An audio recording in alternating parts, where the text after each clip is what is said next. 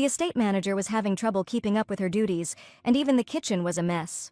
Time was running out, the girl shouted. It was almost dinner, and asked them to hurry, managing everything at once. Under such pressure, she sighed tiredly, saying that she was about to lose consciousness. Her name was Nellie Pepper. She hadn't slept for several days in a row, and no matter how much she worked, the work didn't get any less. She just wanted to sleep. Even in this state, she needs to be present at the event. If she knew what kind of position it was, she would never have agreed. The estate manager, the person in charge of the affairs of the duchy, manages a vast territory. He deals with finances and monitors agricultural lands, periodically reporting on the state of affairs to the Duke. Typically, the number of staff depends on the size of the territory in this vast duchy. Nellie Pepper is in charge of the estate. It's her, she works so hard because their master is perfect in everything. It's all because of this demon. Nellie called out to the Duke, asking for a moment. Duke Lionel Alterwood asked what was wrong.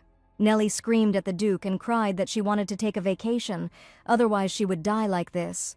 Lionel replied with complete calm that she would not die. She won't die, of course. What's wrong with him? The girl thought irritably. Their master became Duke and owner of the Alterwood estate at the age of 14. He is a powerful man and third in line to the throne, but who would have thought that he is so cold-blooded? Nellie didn't know about the rest, but she would definitely die at this rate. The manager asked if she could take a break for at least a month. A month? Lionel was surprised. 3 weeks? No, she fawned, begging the Duke. Even 2. She couldn't do it anymore, and asked him to look at the circles under her eyes. She worked so hard that she couldn't sleep at night, and even her mouth was dry. Lionel looked, and wanting to see her closer, he said that he did not understand her. Nellie was embarrassed, and a barely visible blush appeared on her cheeks from how close the Duke was. Sighing, he asked if she was lying to him. No, the girl exclaimed, it's true. But 1 month is too long, said Lionel, who did not know who could replace her work. And at that moment, Nellie thought that he had changed his mind, but the Duke asked how he knew that she would not run away during her vacation. He'll run away, Nellie thought, angrily stabbing the stake, wondering how he could say something like that. Tears of resentment welled up naturally, because she had worked hard for all 3 years. During that dialogue, Lionel asked if she could promise to come back, how he could trust her. A chill ran through the girl's body, and she asked in horror if he trusted her. Had she ever let him down? Was he just making fun of her? Nellie was furious. These are unfair accusations. She never even thought about it, and she is not so irresponsible as to run away. And there was nowhere else to go. Miss was served dessert. It was the Duke's favorite delicacy, and the girl noticed the man's gaze on this dessert. True, he wanted it, and that's why Nellie asked if he wanted to change. Lionel was surprised. But he wasn't against such an opportunity. Oh, he was so handsome that Nellie simply couldn't be angry with him. She didn't even notice how angry she was with him. He was surprised himself. But if she spoke calmly, she would be able to smooth things over. And admitting her mistake, she asks for a vacation. Watching Lionel, she thought how cute he is when he eats dessert. Nellie relaxed. After a while, she still didn't touch the food. A certain heaviness appeared in her body. Still, she hadn't slept for 3 days. Her head hurt terribly. She got up from her seat thinking of leaving. But even though she wasn't resting, she couldn't believe it. Was it really that bad? The Duke became wary and called Nellie. But suddenly the girl's legs gave way and she almost fell, but Lionel managed to grab her. Her face looked pale. It was hard to breathe, as if someone was pressing on her chest. Was she really going to die so young? Had she worked so hard? The girl felt death approaching, but it wasn't fair. If she had been given leave right away, everything wouldn't have ended like this. She couldn't even say anything. Nellie did not want to die, and her last will and dying words were the desire to live. She prayed for help, but who would hear her thoughts? And after losing consciousness, the thought of taking revenge on the Duke came to her mind. The thought of making him pay and resign, and so the Duke asked her in front of her if she was the new manager. Nellie had an opportunity, but at the moment she couldn't comprehend what had happened. Nellie Pepper, manager of the Alterwood estate, died ingloriously at the age of 20. In the mansion she was practically dead. There were 3 turning points in her life. The first happened after her father's death. When she was only 10 years old, her mother said that she would marry another man. She reeked of alcohol and had spent all her money, so they had no choice but to trust this man. Nellie asked if she would have a stepfather. No, her mother answered. The man did not know that she had a child, so she could no longer raise her. Her mother deceived her father and squandered the money. Only she remained with her, and she abandoned her for her own happiness. In a drunken stupor, the woman told her daughter to choose whether she wanted to be left alone or go to her uncle. That's right, that's how she ended up with her uncle, and the second turn happened when she was 17. Nellie had seen her aunt and uncle quarrel so many times and talk about the crazy gambler. She had to sleep in the living room, so why she couldn't cope with her husband, she didn't understand. The man said that there was no need to worry, a dying old man lived next door to them. And that's why he shouted for his wife to marry Nellie to him, and the girl was horrified when she heard this. When he dies, the fortune will pass to them. The girl thought with horror what they were talking about. How could she marry some strange old man? No, she didn't want that. Maybe they were crazy. No, no, the girl cried, and asked fearfully if he would do that to his daughter. The adults were furious. She didn't look like their daughter, and they helped her, so she should repay them for it. She was given a choice again, and after Uncle Yo kicked her out, after 4 months of wandering, Nellie came across an ad for an employee. After leaving her uncle, she began to take on odd jobs, but she could barely make ends meet, and she could handle this job. But she didn't know then that this place had a rather questionable reputation. It turned out that within a couple of months, she was the only one to submit an application. And then, yes, that's exactly what happened, the third turning point in her life. And that's when she ended up in the past, but how did that even happen, since she lost consciousness? And now, suddenly, out of the blue, I found myself back on my first day of work. Moreover, Lionel's arrogant tone had not changed at all. From the very beginning, he told the new employee that he didn't trust people. He told the manager to just do her job and not even try to make money from it. Damn mistrust. This time she wasn't going to die from overwork. He clearly had problems with his head. If it weren't for her, the estate would have remained in disarray. But suddenly she realized something. Heaven gave her a second chance, which means she can take revenge on Lionel. It's all for a reason. Previously, the Duke did not care about her at all, and Nellie had absolutely nothing left. She died a miserable death from overwork, and she promised herself that she would definitely take revenge on Lionel. Since she met him, it means she already signed the contract and got into the mansion, since it already happened. So she would make Lionel suffer from overwork. That was the theater in Nellie's head. One day she will win the Duke's trust and turn everything in her direction, and then suddenly, seeing that all the fields were ruined, he asks the manager and then learns that she quit yesterday. Then the Duke will understand that he should have sent her on vacation earlier, without being able to cope with all the affairs. That's how it will be, thought Nellie. If she didn't work here, then all these difficulties wouldn't exist. But the coming winter is especially cold, and she now has neither food nor clothing, and nowhere to shelter from the snow and wind. She can save up money, destroy the estate, and take revenge, and then run away and open her own business. Now this was the best she could do, and then Lionel decided to voice the rather simple tasks of her work. He again listed all the duties that had weighed on her for 3 years. Did he really think that it was easier than easy? Realizing her responsibilities, Nellie thought, it's no wonder she died from overwork. He's just a devil. The Duke noticed some kind of impolite look. Nellie asked if it was about her, thinking how quickly he caught it. The man thought about it but still did not attach much importance to it, and said that it was necessary to gather information. The Duke was initially too suspicious of the rumors circulating in public places. He sent her to the office. Everything was the same as 3 years ago. Nellie really did return to the past. But how could she take revenge on him? The main thing is not to harm the inhabitants of the duchy and not to tarnish her reputation, since she is planning to leave. To destroy the estate, you will have to live in it. It would be great to team up with someone. With someone who is able to fool the Duke, and indeed there was such a person, she remembered. Paul Lever, the scoundrel of the Duchy of Alterwood, is exactly how he is described. An unemployed man who spends his life drinking and gambling, constantly picking fights. He has a rather pathetic reputation and has been jailed numerous times. But surprisingly, Lionel ordered the case closed and released him, showing incredible generosity. Nellie thought that he was definitely the best fit for her purposes. Sowing will begin soon, so she will hand over a large plot of land to Mr. Paul. Mr. Paul will definitely not work, so the entire harvest will be destroyed, but the lenient Duke will assign a light punishment. If she says she didn't know anything, she'll save her reputation, which is a great plan. Nellie ran into the office to say hello, and then headed to see Mr. Paulo. However, nothing had changed in the management. She was greeted by the familiar scene of workers working even in half-sleep. She lived like this before her death, and even if she hadn't appeared, they all would have died here. Her colleague hadn't even died yet, but was talking like a zombie, alerting others to the arrival of a human. Having learned that Nellie was the new manager, everyone introduced themselves. The zombie was Gerald, the girl was Sophie, and the last one was Tom. The supervisor of public facilities explained that they would carry out her instructions and ask them to get used to it. The overseers are the manager's assistants, collecting taxes and keeping accounting records, and the manager prepares a report based on the reports. Of course, she was involved in management and looked after the residents, in addition to communicating with the Duke. Sophie asked to call them if she needed anything, and finally Nellie sat down to breathe out in her office. At least she won't have to relearn everything like before but can get straight to work. Immediately, without wasting a minute, the girl jumped up from her place, intending to go to Paul. In the city center, not far from the tavern, Nellie found a man who was thinking about having a drink. The girl greeted him and invited him in for a few words. The gentleman was already drunk. At first he didn't even understand that they were talking to him, but Nellie confirmed that she was talking to him. The man asked who she was and why she needed him, and the girl remembered that she had completely forgotten to introduce herself. Presenting her ID, she announced that she was the new manager of the duchy.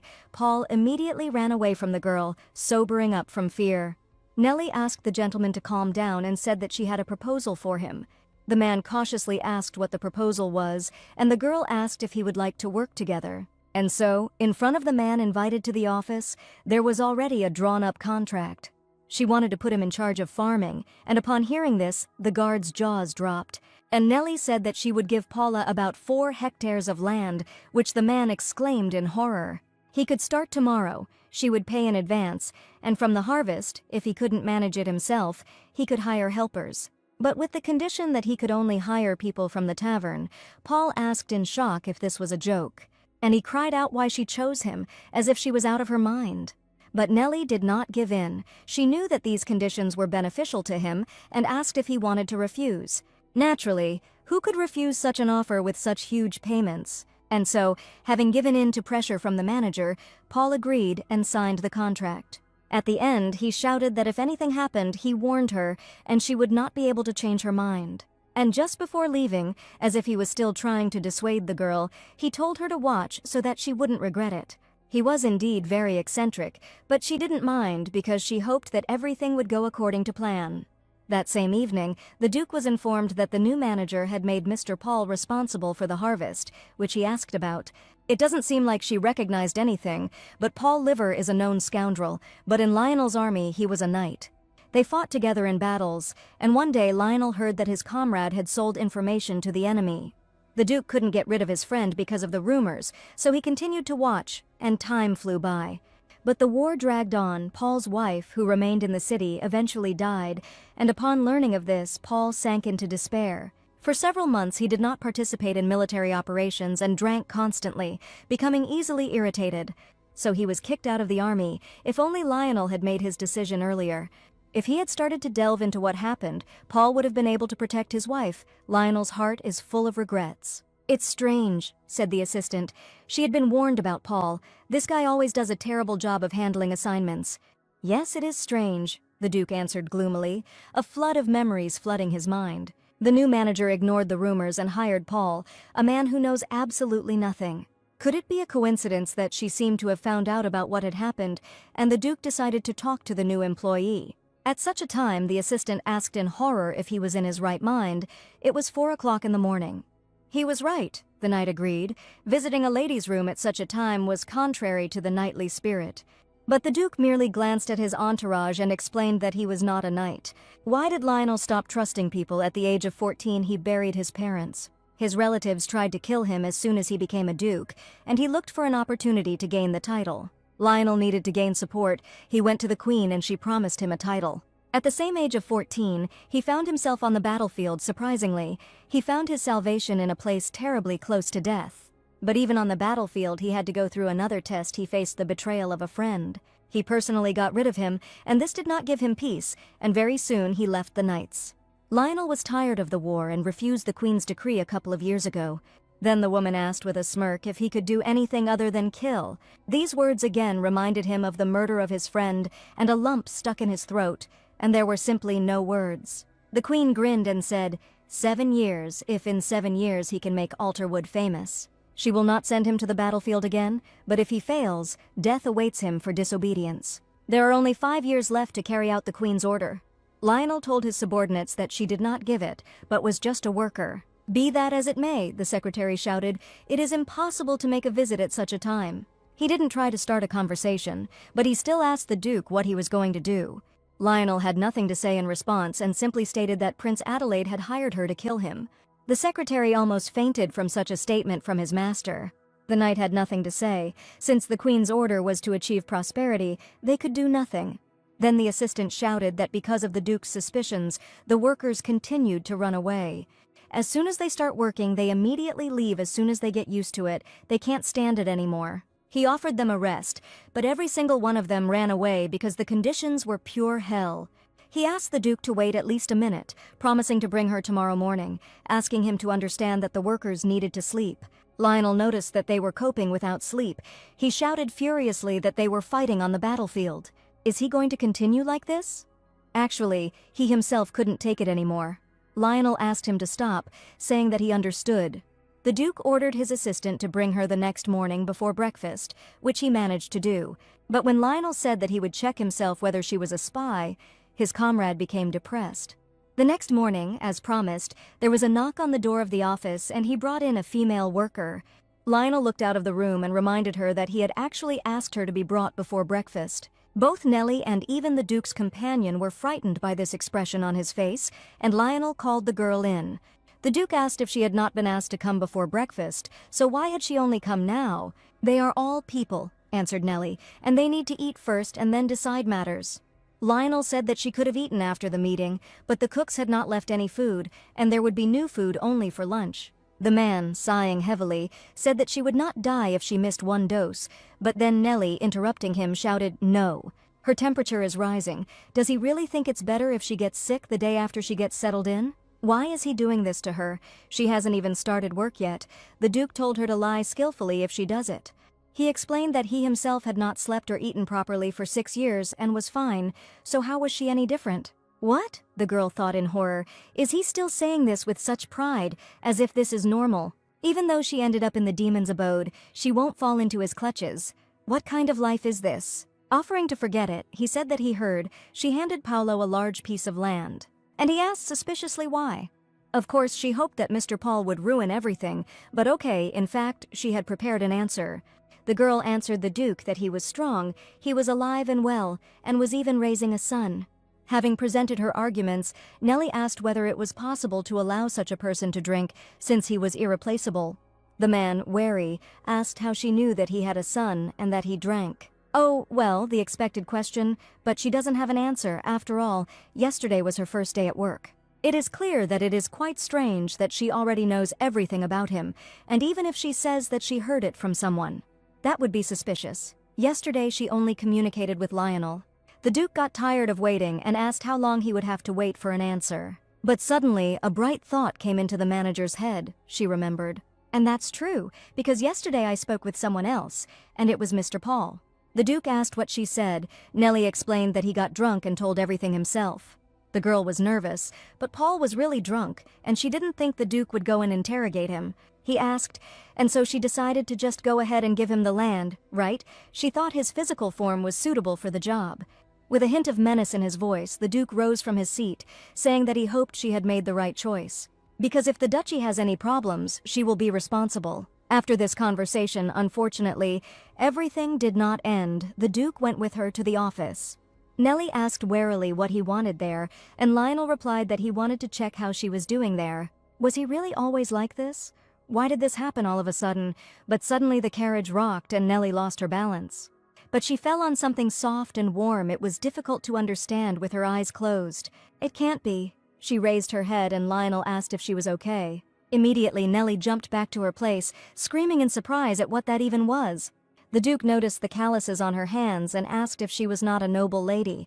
Nellie replied that she was only half noble because her father had not inherited the title. The Duke asked the coachman what was the matter. He apologized and said that the carriage had fallen into a hole. This outcome upset Lionel, and not wanting to put up with wasting time, he said that they would go on horseback from now on.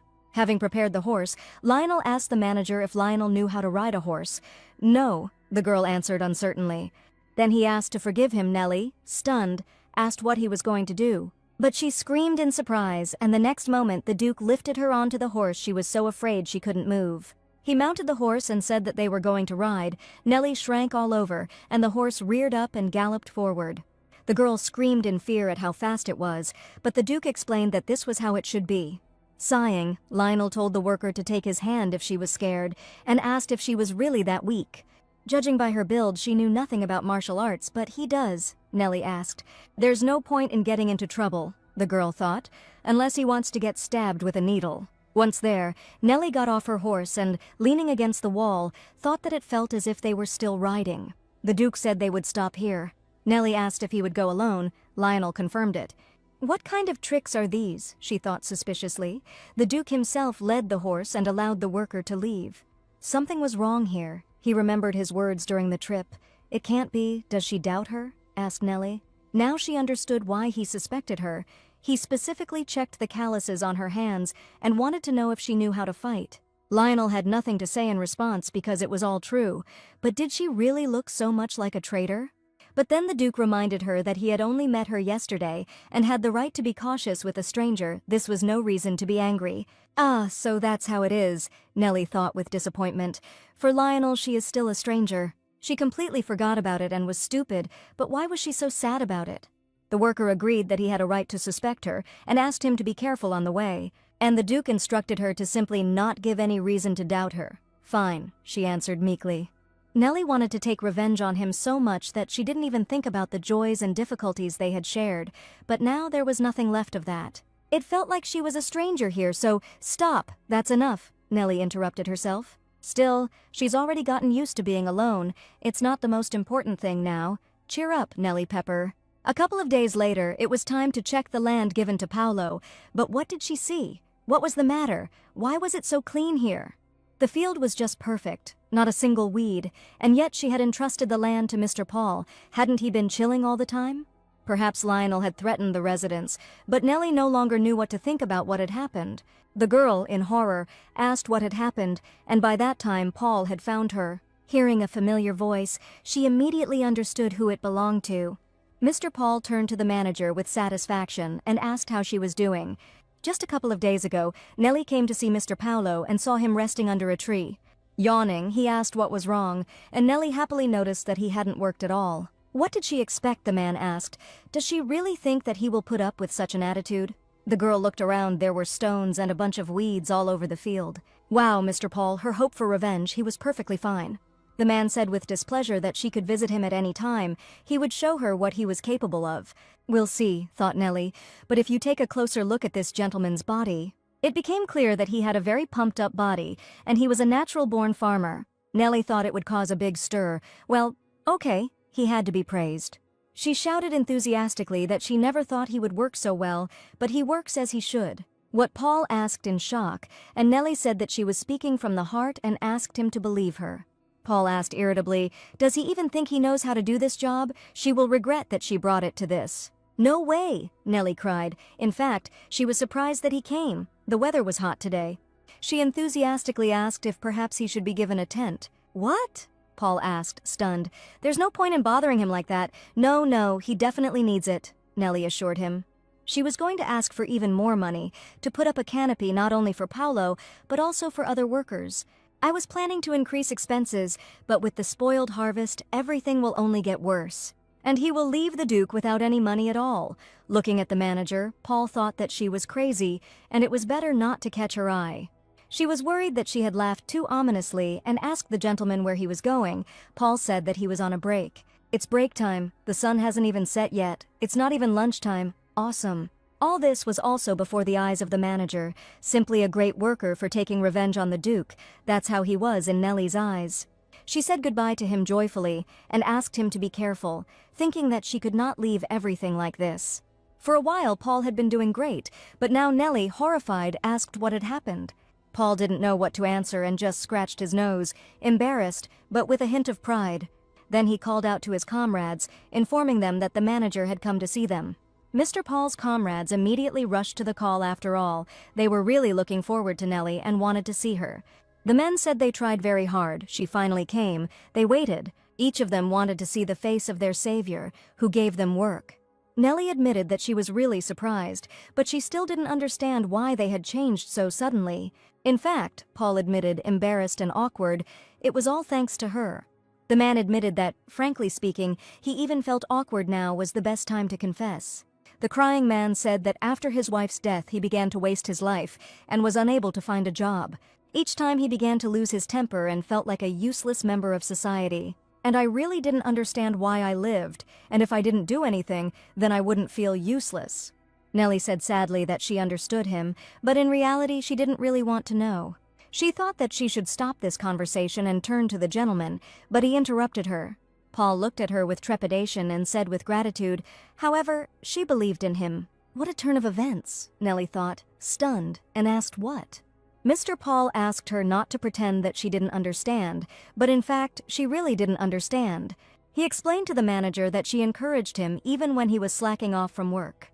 She supported him even if he didn't do anything, telling him that he did a great job today. For a moment it flashed through his mind that she was crazy, but suddenly his conscience woke up and he thought about pulling out a couple of weeds. He tearfully begged her to understand that he did not want to let down someone who believed in him, and Nellie had no intention of believing in him. Paul's comrades were touched by this story. The girl wondered in surprise why they were crying. It was she who should be crying. The man admitted that he still forced them to work for a couple of days. He even managed to convince his comrades, and they all decided to please her. Paul, putting his hand on his chest, said that she could rely on him. He would do an excellent job so she didn't have to worry. "You shouldn't smile like that," Nellie thought, crying. She didn't want any responsibility. Why did he suddenly start complicating everything? Okay. Nellie quickly pulled herself together. There's nothing we can do about it, since it's already happened this way. It's a shame, but we'll have to fire Mr. Paul. Nellie walked as black as a thundercloud. The field workers saw her and asked if she was the new manager. "Oh my God," the girl exclaimed, and the manager asked, "She's young, but she looks so tired." Her words hurt Nellie a little because it was all because all her plans had failed. She told the girl that she had to get to know everyone, she was new, and that's why she was tired. She asked if there were any difficulties with work, and the lady replied that they simply endure and work, but Nellie got to know the residents. The residents she will be responsible for are commoners who work within the Duke's lands. And yet, if any inconveniences arise, she asked that you be sure to contact her, for example regarding payment issues or shortages of things. The woman thanked her and asked if it was possible to replace the tools. They were so worn out that it had become difficult to plow with them. Nellie said that she would ask at the forge and replace them with new ones. The woman was glad to have a normal manager and asked her to wait a little. She brought herself some potatoes for a snack and asked the Deuce to help herself. Nellie felt awkward. She did what she had to do, and the residents are always so caring. It's a pity that before she died she forgot about them because of fatigue. The woman asked to accept this as gratitude, and Nellie could not quit this job because of such trifles. She was still angry with Paul, but after meeting the residents, her soul felt better. Nellie returned to the office. She thought about firing Paul, but she couldn't find a reason. It would be strange to fire a good employee. The girl was thinking about how to solve this problem, but suddenly a child's voice called out to her. The boy grabbed her hand and asked if she was the new manager, and said enthusiastically that she had hired his dad. "Yes," Nellie answered uncertainly. "She is the new manager, but who is he?" The boy said hello and introduced himself as Jerome, saying that his father's name was Paul Lever. So it was his son. How awkward. But what did he want, she thought. The boy thanked the manager. And he said that thanks to her, his dad doesn't cry anymore. Nellie became wary. Jerome said that his dad stopped drinking and now doesn't let him go hungry. He also said that he would be a good father, and it was all thanks to her, as other villagers said. True, Nellie asked in horror. It means that if she fires Paul now, this boy will have to starve. No, she couldn't do that to the child. She couldn't fire Paul. He gave her a clover ring as a gift and looked at her with such eyes that she simply couldn't leave this boy to starve just because of a desire for revenge. Entering the office, she told Sophie, Gerald, and Tom that she was back and everything was as before. It seemed like they were drowning in paperwork today, too. Nellie asked Sophie if she had slept at all. The girl asked with a smile if she had finished her work. She looked terrible. It suddenly occurred to Nellie that all three of the guards were formerly commoner knights, and after they were wounded, they left the service and began to work here. She heard that it was then that they learned to write and read. It was very difficult to cope with such a quantity of paperwork, and she asked Sophie to get some sleep while she dealt with the rest.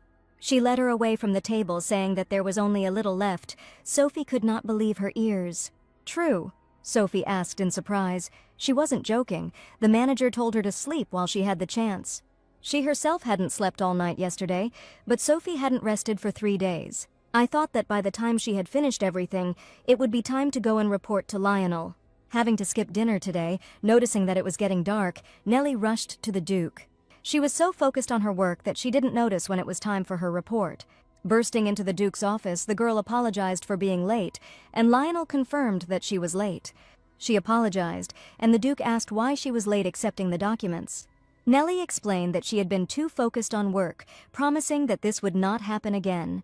Her stomach growled loudly, and the Duke's assistant could not contain his emotions and immediately pretended that he had nothing to do with it. Embarrassed, Nellie turned back to the Duke and suggested returning to the report. But to her dismay, her stomach continued to rumble. Laughing nervously, she asked what was wrong with her stomach, thinking, "Oh damn, can't you keep it down any further?"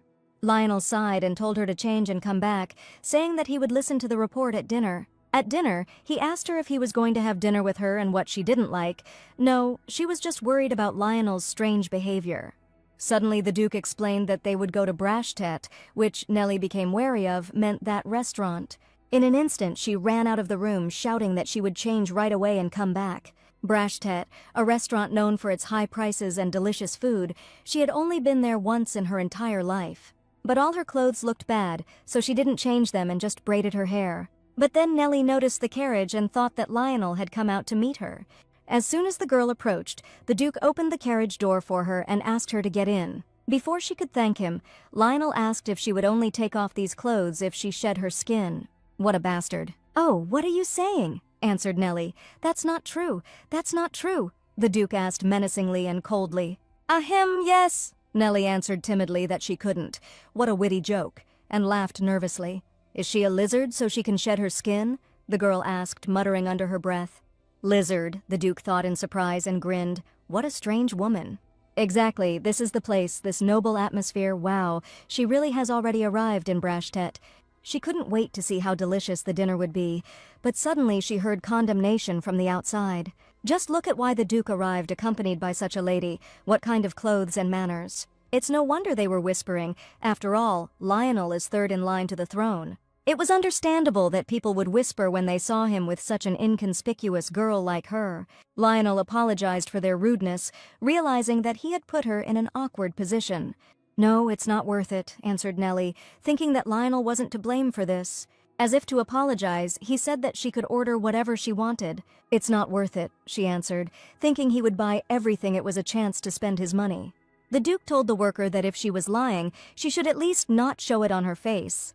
Nellie ordered half the menu, except for the milk pudding with strawberry jam and the strawberry cake with cream. Lionel asked why everything except those 2 dishes. She replied that she didn't want to curry favor with him using food. The Duke frowned and asked for milk pudding to be added to the order and for dinner for 2 to be brought. The waiter took the order and said that they would prepare everything right away. As soon as he walked away, the Duke asked the worker what she had in mind. Nellie thought maybe she had ordered too much and nervously replied that she had nothing in mind. The Duke noticed that she was confused when he asked, and this suspicion frankly infuriated him. He himself told her that she could order whatever she wanted. What a cheapskate! But whatever way he looked at it, he didn't quite understand why she had entrusted the job to Paolo, relying on some kind of intuition. And she also supported this lazy man. What kind of owner would hire a lazy person and even encourage him? The Duke asked. Maybe she acted this way because she knew about everything and wanted to win his trust. Nellie wondered what he was getting at. Trust, huh? Of course she wanted to win him over. But she didn't want to anymore. She worked tirelessly, and all she received in response was a look full of distrust. Therefore, she no longer expected trust from him. Nellie took quite a long time to collect her thoughts. And yet she answered that she was not behaving this way so that he would believe her, especially since her salary did not depend on it. And she asked the Duke not to worry, assuring him that she had nothing of the sort in her thoughts. The order was delivered soon: lamb steak with truffles, duck leg comped with sturgeon caviar. God, the ladies sighed, what an insatiable woman, why order so much, this is so base. And let them discuss her, thought Nellie while having dinner, since that's what they want. But this establishment still gives away the leftovers to the local poor, even if she doesn't eat it all. She would simply spend the Duke's money and help those in need, but then her gaze fell on the man's plate. And here he was again eating in such a strange way. Why does he always eat steak with sugar and salt? Nellie thought. She even lost her appetite. She couldn't understand his tastes. Well, he could have thought about who was sitting at the same table with him. Suddenly the Duke noticed someone staring at him. He asked if something was wrong. No, Nellie answered, holding out. It was just the first time she had seen someone send a steak with sugar. Sugar? Lionel thought in surprise and asked how she knew it was sugar, since there was no label. Nellie dropped the subject, asking for permission to hire more workers for the control center. The area is large and needs to be looked after, but there are only 3 workers, and they are not feeling very well. Just a little more and they will turn into corpses, the girl said. Lionel's hand trembled. He reminded her sullenly that he had clearly told her, Nellie Pepper, to mind her own business, so why was she meddling in other people's business? The Duke asked. Why does he say this? If he wants them to do only the work assigned, then they should be given as much as they can complete. No, Nellie cried. This is the well-founded opinion of the estate manager. Regulating the work of the servants is also her responsibility. Lionel asked, irritated, if she was being rude to him now. Yes, she answered, stuttering fearfully but confidently. She was just doing her job. Even if he thought it was impudence, she didn't care. When he was so serious, Nellie became very scared, but she had to say what she thought. And he said awkwardly, even if he looks at her like this and like that. Nellie made a look similar to the one she sees from the Duke, and when she finished, she exclaimed that even so it would not change her opinion. Lionel asked if that was how he looked at her. Yes, the worker exclaimed discontentedly. In response, he simply grinned and asked if she thought he was looking at her with the expression on his face like a well-fed chipmunk. For a moment, Nellie was taken aback, but then she blushed in horror and recoiled and asked what he was saying, thinking that he had gone crazy. What the hell is this crazy Duke, this well-fed chipmunk talking about? What kind of comparison is this? So why was he looking at her with that expression again? Why did he always embarrass her? Pulling herself together, Nellie sat down and asked again whether he would allow her or not. She felt sorry for Sophie, Tom, and Gerald, who were not sleeping and were dying of fatigue. The Duke was again suspicious of the fact that she had already memorized the names of the guards. Yeah, damn, it doesn't matter now. He didn't even listen to what she was saying, and apparently he's not going to give permission. All the time he talks nonsense, noticing that they brought desserts from Nellie's basement to his Duke. And she said that it would cost a little more, but the effectiveness would definitely increase. Naturally, she will interfere with him. Her target for revenge was the Duke, but her poor colleagues needed to be given a little break. Give them a vacation so that they develop a concept of the end of the working day. And at the same time, it would be possible to spend a lot of the Duke's money. Lionel agreed to try. He offered to watch with a frightening look and allowed her to do whatever she wanted. It suddenly became somehow cold, and the girl fearfully wondered why he looked so ominous. If he had already allowed it, he could have done it in a nice way, but so they headed back to the estate. Nellie really did fall asleep. Lionel had never met a person who was so unashamed. Although she still had thoughts that she was deliberately pretending to lull his vigilance. Although the Duke did not understand the reason, he decided to take advantage of the opportunity and look at the documents Pepper brought. Sophie, Gerald, and Tom are doing a good job of managing the area and collecting taxes, but they still have difficulty drawing up documents. Previous managers simply reported the overseer's omissions. They even demanded punishment for the delayed work, and Nellie Pepper herself filled in the missing parts. Her actions and thoughts are simple, and there is no malice in her, the Duke was convinced. It seems she works hard. However, he was very tense with a strange feeling that he could not define. After some time, his lordship was informed that they had arrived, and Lionel began to wake up Nellie. But the girl did not respond in any way, and sighing, he ordered them to go to the Western Tower and then to the office. The carriage arrived and a maid ran out to meet his lordship, asking for permission to enter. But the man refused help and only asked where the manager's room was. The girl said that she would accompany him herself and led him to Nellie Pepper's room. The Duke himself put the young girl to bed and covered her with a blanket. The girl muttered something in her sleep, and looking at the sleeping beauty, the Duke, enchanted, reached for her hair. But then the girl shivered from the cold and covered herself with a blanket. Lionel immediately raised his hands. Having put the girl to bed, he sheepishly headed towards the exit of the room. But he stopped at the threshold. Realization came to him and he thought in amazement at what he had just tried to do. All this time his assistant was sitting at work in the office, but suddenly noticed movement. He asked the Duke if he had just returned. Yes, Lionel answered briefly. and sitting down at the table, he asked Ryan if he had ever broached the subject of his preferences with Nellie Pepper. The assistant asked what preferences exactly he was talking about. "Strange," the Duke replied. He tapped the table and asked if he looked like a strawberry lover. "Not at all," Ryan replied. Then Lionel said that during dinner, Nellie Pepper asked to remove strawberry desserts from the menu and said something strange. She said she had no intention of winning him over with food, said she had removed them because she was not interested in winning his favor. This means that she doesn't want to impress him with food. It sounds like she actually knows his taste preferences. It was really suspicious, and she also became too agitated when he asked her about having ulterior motives. Moreover, she ordered a lot of food, but hardly touched it. She was there for the first time, but it seems she is already familiar with the restaurant's policy. Ryan asked if he thought it was done intentionally for the homeless, as the Queen was concerned about their welfare too. It seemed, Ryan said, that she was trying to make a good impression on him after all. Lionel chuckled. He didn't think so. On the way back, she fell asleep and snored. It seemed that becoming a duchess was not her priority. "Yes," Lionel agreed with a chuckle, "she is full of mysteries." Looking at his lordship, Ryan couldn't tell whether he liked it or not. He said he would set up a meeting and try to find out if she really knew his preferences. And also, I asked Comrade Lionel to tell Aretha to study Nellie Pepper's past. How strange, Nellie thought, waking up with the rays of the morning sun.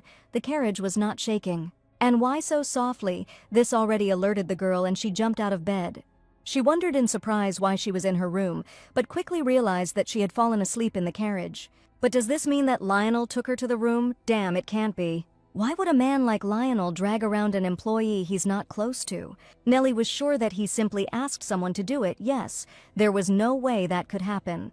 The girl arrived at work at the office, but Sophie ran into her right away. The girl said with alarm that when she woke up, all the accounting papers were filled out and asked if this was her doing. "Well, yes," Nellie answered awkwardly. She was going to help them when she had free time. But as they hire more new executives, they may not have to work as hard. Sophie's face immediately changed, and Nellie thought to find out what had happened. But suddenly I noticed that the other assistants were also behaving strangely when the new managers were mentioned. The men asked if this was true, really true. "Yes, of course," answered Nellie. His lordship gave her permission. Before she could finish speaking, the staff threw her up in the air, favoring Miss Nellie. They shouted gratefully that she was their savior, and the girl fearfully screamed at the madmen to put her down on the ground. Sophie told Miss Nellie that they really thought they would work themselves to death. Tom said that from now on he would always be on her side and become her shield. And Gerald enthusiastically picked up, saying that then he would be her slave, and asked her to step on him. They continued to talk such nonsense, and Nellie wondered if it was so hard for them that they had gone completely crazy. In her past life, it never even occurred to her to ask for more staff. She thought she could take on the extra work. Seeing the three of them so happy made her feel bad for the memories. But okay, that was in the past now. In any case, they trust her. Thinking about the past, she remembered that soon the Queen will soon order the duchy to grow crops. That's it. She will destroy him. That should be enough to make up for the pain she has suffered. But suddenly, Ryan Daniel knocked on the door and asked Nellie Pepper if she was there. Of course, the girl was surprised at what Ryan could be doing here, but she still let him in. But frozen in horror, she asked what it was. These were dresses. Ryan explained that his lordship was giving them as an apology for unintentionally putting her in an awkward position. It was because of those nobles who gossiped about her. The man said that he would arrange for them to be taken to her room. Everything was fine, she replied, and asked to convey her gratitude to the Duke. Still, Nellie was thinking of keeping a few for herself and selling the rest. When the servants were leaving, Nellie asked the master if he was going with them. "No," Ryan answered. She asked what was the matter, and the man replied that he had thought about taking a walk near the fields with her. What a banal excuse, Nellie thought. The Duke clearly asked to find out something about her. Ryan asked the Duke if it was really necessary to check her background. She didn't seem like a bad person. What remains hidden is often more dangerous, and she wants to hire more help. So I asked for a budget for this too, and Ryan asked with concern if he was sure about it. She said it would make things more efficient, so it was worth a try, and it was also strange to be so genuinely concerned about her assistants. He asked that they remember to carefully study the people chosen. Ryan agreed with his lordship. And as I watched, I thought that his expression didn't seem to be one of distrust, but rather as if he was proud of her. To be honest, his lordship didn't seem to be very suspicious of Nellie Pepper, but He noticed that she had become very close to the gentleman. "Yes, probably," answered Nellie. She did not expect such a violent reaction. Anyway, since Ryan is here to keep an eye on her, he'll just entertain him and go back to the office. But then, unexpectedly, workers came running to the manager. "What's going on?" she thought in horror. "This is a riot. She hasn't even done anything yet." The boy's name was Jerome. His father was Paul Lever. Until recently, the villagers called his father a boor. "After my mother died, my father drank and cried constantly. But lately, Dad hasn't been crying and has been working a lot with his friends." How did he change so suddenly, you ask? It's all thanks to the new manager. Nellie thought it was a riot, but now, looking closely at their faces, she understood. "And I saw familiar features in them. They were the parents of those 4 weaklings, Paul's friends." He asked Miss Nellie to take it. He brought her some corn to express his gratitude. They asked her to take pumpkin and potatoes, but they all put a lot of pressure on Nellie. She had started all this with not the best intentions, but they treated her with such warmth that she felt guilty. She had to give credit to Paolo and said that it was all thanks to him, who had put in a lot of effort to persuade their sons. Shouldn't they show their gratitude to him? He has a son, so he needs food much more than she does. The parents noticed that the new manager was really different and even worried about Paula's family. For some reason, the conversation turned out exactly this way. The woman said that they would do it the way she wanted. Someone's father praised Miss for her care and said that Miss Nellie was the best. Here's another misunderstanding, and she just said it because she felt uncomfortable. Ryan asked if she was okay. Nellie answered yes and offered to finish the inspection of the area. After some time, Ryan asked Miss Nellie. It had been about 2 weeks since she came here. 16 days had passed, she replied, and the man noticed that she had achieved a lot in such a short time. Convinced Paul to work, replaced old farm tools. "And she set up tents for rest," Nellie answered correctly, thinking that she was simply trying to squander Lionel's money. And then the man approached the main topic, how she learned about the Duke's preferences. The manager coughed, and Ryan said he heard she had guessed his eating habits perfectly. His preferences, the girl thought. Could he really be talking about strawberries so she knows? The man realized. Pressing Nellie, he asked how she knew about this. Only a few, including him, Arita, and the butler, were aware of this. "So, who told her this information?" Ryan asked. She worked side by side with him for 3 years, but she couldn't say so directly. Brushing off the question, the girl replied that she probably overheard it somewhere by accident, but it didn't matter. "Important," Ryan replied coldly. Knowledge of his lordship's tastes in food could greatly increase the chances of a successful poisoning. Poisoning, Nellie was surprised. Such a thing had never even occurred to her. Yes, she disliked Lionel, but she could not even think of killing him. Or maybe it wasn't about her, but then about someone. Lionel can really be rude, and sometimes he's too harsh with those around him. But not to the point of wishing him dead. The truth is that he cares about his people. So it was hard to imagine that anyone could think about it. Nellie asked if anyone was plotting to kill his lordship and for what purpose. Ryan explained that it was just a guess. He meant that it could happen. The manager breathed a sigh of relief, which meant that nothing had happened yet, and thank God for that. But suddenly she caught herself thinking that she suddenly felt calm. Why was she worried about Lionel at all? Well, yes, she thought. If the Duke dies, how can she then avenge herself? She found an excuse for Nellie's anxiety. She convinced herself that this was precisely the reason she was worried, but that same evening she went to the tavern for a glass of beer. The hood hid her face, and the worker became curious about who it was. He said that he would bring it now. The tavern was full of people. She must have heard rumors about Lionel's poisoning. She is not here in any way because she is worried, but because she wants to successfully take revenge on Lionel. Nellie Pepper has been hanging around the tavern for a good hour now, trying to gather information about Lionel's possible poisoning. She was already thinking about leaving, when suddenly the conversation turned to her, the new manager of the estate. Nellie stayed to listen. The men hoped that she would hold out longer. They had already kicked out many. It's all because their Duke is special. That's what the girl said in her thoughts. That's what she's talking about. The men asked why he was so obsessed with the land, what had happened. Nellie was bored. Doesn't he know that his fiancée, whom he had known since birth, ran away with her cousin, breaking off their engagement? He thought that the Duke was clinging to the earth to soothe his wounded heart. Nellie had once heard that he had a fiancée. Focusing on something could help take his mind off his worries, the man reasoned. Even so, Nellie was freaking out. Why did his broken heart mean they had to work to death? And he always watches and suspects every time. Nellie swore that she would take revenge and asked for the bill when leaving. Returning to the mansion, she sat down on the swing. Her head was spinning. She probably drank too much. Nellie wondered how she would even get to the Western Tower. She would probably fall down the stairs in this condition.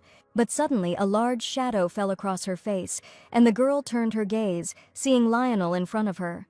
"Lionel," the Duke asked again, taken aback by the fact that the girl was addressing him by name. He asked if she was drunk. "Yes," Nellie exclaimed, "completely drunk." Lionel smiled and said that she was crossing all boundaries. "So what?" asked the manager. The man asked what she was doing in such suspicious clothes. He was uneasy about the large hood. "I went to the tavern," she replied. "And why ask the Duke?" The drunken head began to get irritated by how many questions the gentleman was asking her, as if he was interrogating her. It was difficult to contain her emotions, and she jumped up and told him to stop, shouting that he always suspected her.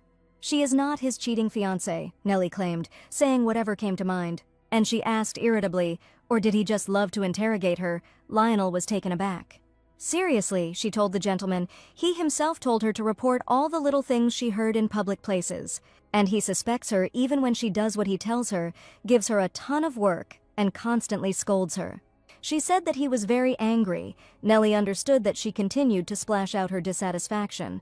She should have stopped, but her body wouldn't obey, when suddenly Lionel interrupted her and said that he had never scolded her. "Of course," the girl answered cheekily. "Not yet," Lionel, sighing heavily, said that she was out of her mind. Nellie pulled away from the Duke and, sighing, said that she really wanted to sleep. So he really wants to sleep, she thought, as she lay down and immediately fell asleep on the swing. Lionel looked at this whole scene in amazement and said how strange it was. He shook her shoulder and called her name, but Nellie didn't even bat an eyelash, resting peacefully. The Duke laughed nervously and asked in shock how they had managed to hire such a problematic manager. The man thought maybe he should just fire her and not waste time worrying. But he quickly remembered that she had already won the trust of the locals, and Ryan seemed to like her too. Sitting down next to the girl, the Duke thought that her dismissal would probably lead to a rebellion. As soon as she lowers her head, she immediately falls asleep.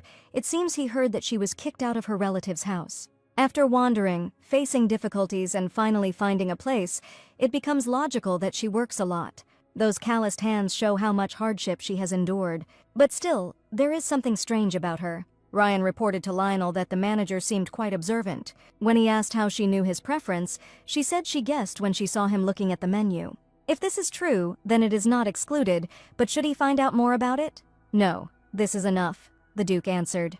Although he didn't question Ryan further, he hadn't looked at the menu once that day. Moreover, she is strangely relaxed around him, and he does not frighten her at all. No, what's more important is that she's very friendly with him, as if they've known each other for years.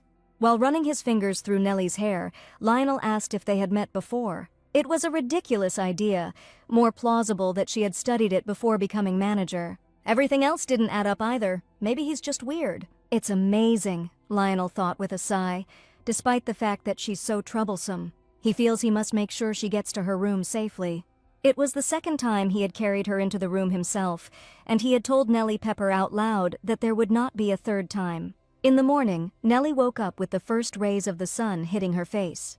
She immediately jumped out of bed, thinking about what had happened. It seemed like something like this had happened before. "Okay," the girl recalled. "Yesterday she went to the tavern, drank a lot, and sat in the garden for a short time. And then it seemed as if something else had happened, and suddenly Lionel's face flashed through his memories. She thought she was dreaming about her life before she worked herself to death, not believing that he had carried her into the room. She went outside. Although she was still incredibly sleepy, she woke up early because of the alcohol. Walking through the garden, Nellie thought about taking a nap on a bench nearby for another 30 minutes. The Knights will start training soon anyway, and then it will be too noisy to sleep, even if you really want to." As soon as Nellie lay down on the bench, Lionel's voice asked if it was her hobby to sleep outside. "Your Grace," she turned to him and the Duke asked, "Today is your Grace already." And how else, Nellie thought. Peacock. She looked as if she was thinking about something disrespectful, he noted with great insight. Lionel said that if she didn't like the room, she could say so and he would change it for her. But the girl awkwardly replied that she liked everything. Then the Duke asked if it was really her hobby to sleep on the street. What was he trying to say, Nellie wondered? Was he testing her again, or was he genuinely interested in how she was sleeping? He sighed and said, just after he carried her to the room, he suddenly found that she was sleeping again in another strange place. He took it, Nellie thought, stunned and taken aback. So wait, that means it wasn't a dream. Lionel really did carry her to the room when she was drunk. He did that a lot before she died, but he certainly wasn't this nice to begin with. And her outfit is still as simple as before, he noticed. She took her words back and replied that she was a simple poor worker. Lionel asked if she was inclined to take jokes seriously. Yes, Nellie snorted, and she would take them to her grave. The Duke couldn't help but laugh at this. He was joking, but he didn't think she would take it that way. What's so funny? Nellie thought, embarrassed. He's handsome, flashed through her head. So, no, that's not right. She doesn't care why he's laughing. She's going to have breakfast. The girl said that she had to go, but suddenly Lionel called out to Nellie Pepper. When she looked back, the man asked if they had met before. Nellie flinched. His question had frightened her. But quickly getting her bearings, the girl asked in surprise if he was flirting with her right now. She asked him, smiling, if he knew it was a cliché, thinking that she was momentarily at a loss, but she spotted his provocation in time. She said coldly, "If there is nothing to discuss, she will go," and almost laughed at the expression on his face. Ha! It's his own fault. As Nellie left for breakfast, she felt such lightness in her soul, while the Duke remained behind in the cold. The girl came into the office, wishing everyone good morning. Sophie noticed that the miss was in a good mood today. So noticeably, smiling from ear to ear, Nellie asked, all because this morning she got the upper hand over Lionel. By the way, she suddenly asked the guards whether they had already posted an advertisement for hiring assistants. Yes, Sophie answered. The candidates should arrive today, which means they should already be ready. Tom suggested that Miss go down to them together. Are these all candidates? She asked in surprise. The population of the Duchy of Alterwood was about 3,000 people, and Nellie thought there would be more candidates. She asked Tom if there were really so few people who could write, read, and do basic math. There are more of them, he replied. A few do not want to work on the Duke's estate. They barely manage to gather these. Damn, that made sense. His reputation even reached the capital. Naturally, their residents heard about his antics. But even so, it was not at all what she expected. The girl asked who here could read and write, and who could calculate, and everyone who came raised their hands. And then she said that they were all hired. It didn't matter if they didn't know how to do the job. They could train them to do it well. The anxious girl trembled and asked if she would check them. This simplicity seemed suspicious. If you're lying, they'll soon find out. They'll go through a 2-day trial period, and then they'll sign a contract. And now she asked them all to start with basic training, and so Nellie left with a light heart. But someone left in the reception area was overcome with anxiety. This worried girl, 17-year-old Lizzie. And frankly, she can't read. She lied when she applied for the position. And all because if she doesn't start earning money right now, she will be forced to marry a rich old man.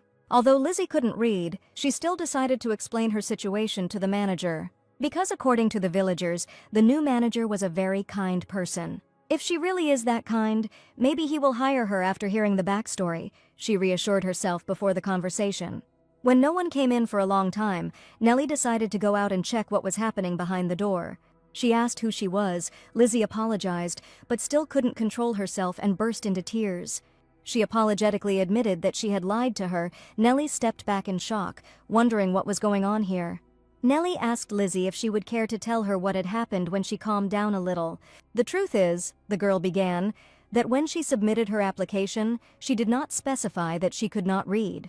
She was completely unsuitable for this job and she was very ashamed of the lie, but if she doesn't get the position, she will have to marry a rich old man, and her younger brother may die of hunger. Now Nellie understood her despair. Forced to marry an old man because of poverty, it was like a repetition of her fate.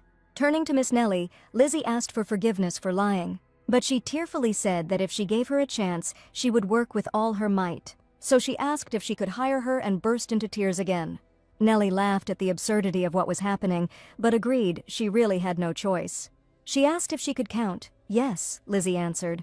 She remembered everything she heard and even knew how to multiply a little. This was already enough to be useful, so I asked her not to worry, but she would still have to learn to read. After work, Lizzie asked in surprise if there was an end of shift here. She had heard that there wasn't one. If she was ready to do anything, knowing that the work would never end, how desperate she must be, Nellie thought. Even if she is ready for anything now, she is unlikely to work so hard. After all, people like Paul are rare. But it was possible to try to take her, at least that's what it seemed to her then. As a result, the newcomers did the work of 3 people, and thanks to them, Sophie, Tom, and Gerald were able to rest 4 days a week. The rested Tom told the manager that today he caught a mushroom thief, and Gerald, who had burst into the conversation, said that he had cleared out the warehouse and taken inventory. Everyone was so enthusiastic that it was scary, but looking at their happy faces, she couldn't help but wonder if it was possible to be so happy. And even Lizzie, who had come to her earlier in tears, coped just fine. Sophie said that Lizzie even came up with a new format for the reports and offered to take a look. She said she would show her right now, and everything would be fine, except for her incredible clumsiness. All documents could be ruined in an instant. She is literally a human tornado, who destroys everything he touches, but immediately apologizes and assures that he will fix everything. And so it goes in a circle. Even the plants that Lizzie watered wither. Sophie said that they would sort it out themselves, but she asked her to simply rewrite everything in the register. It would be faster that way. If Lizzie made only mistakes like that, she would seriously consider leaving her. But Lizzie could perfectly rewrite the statement simply and from memory.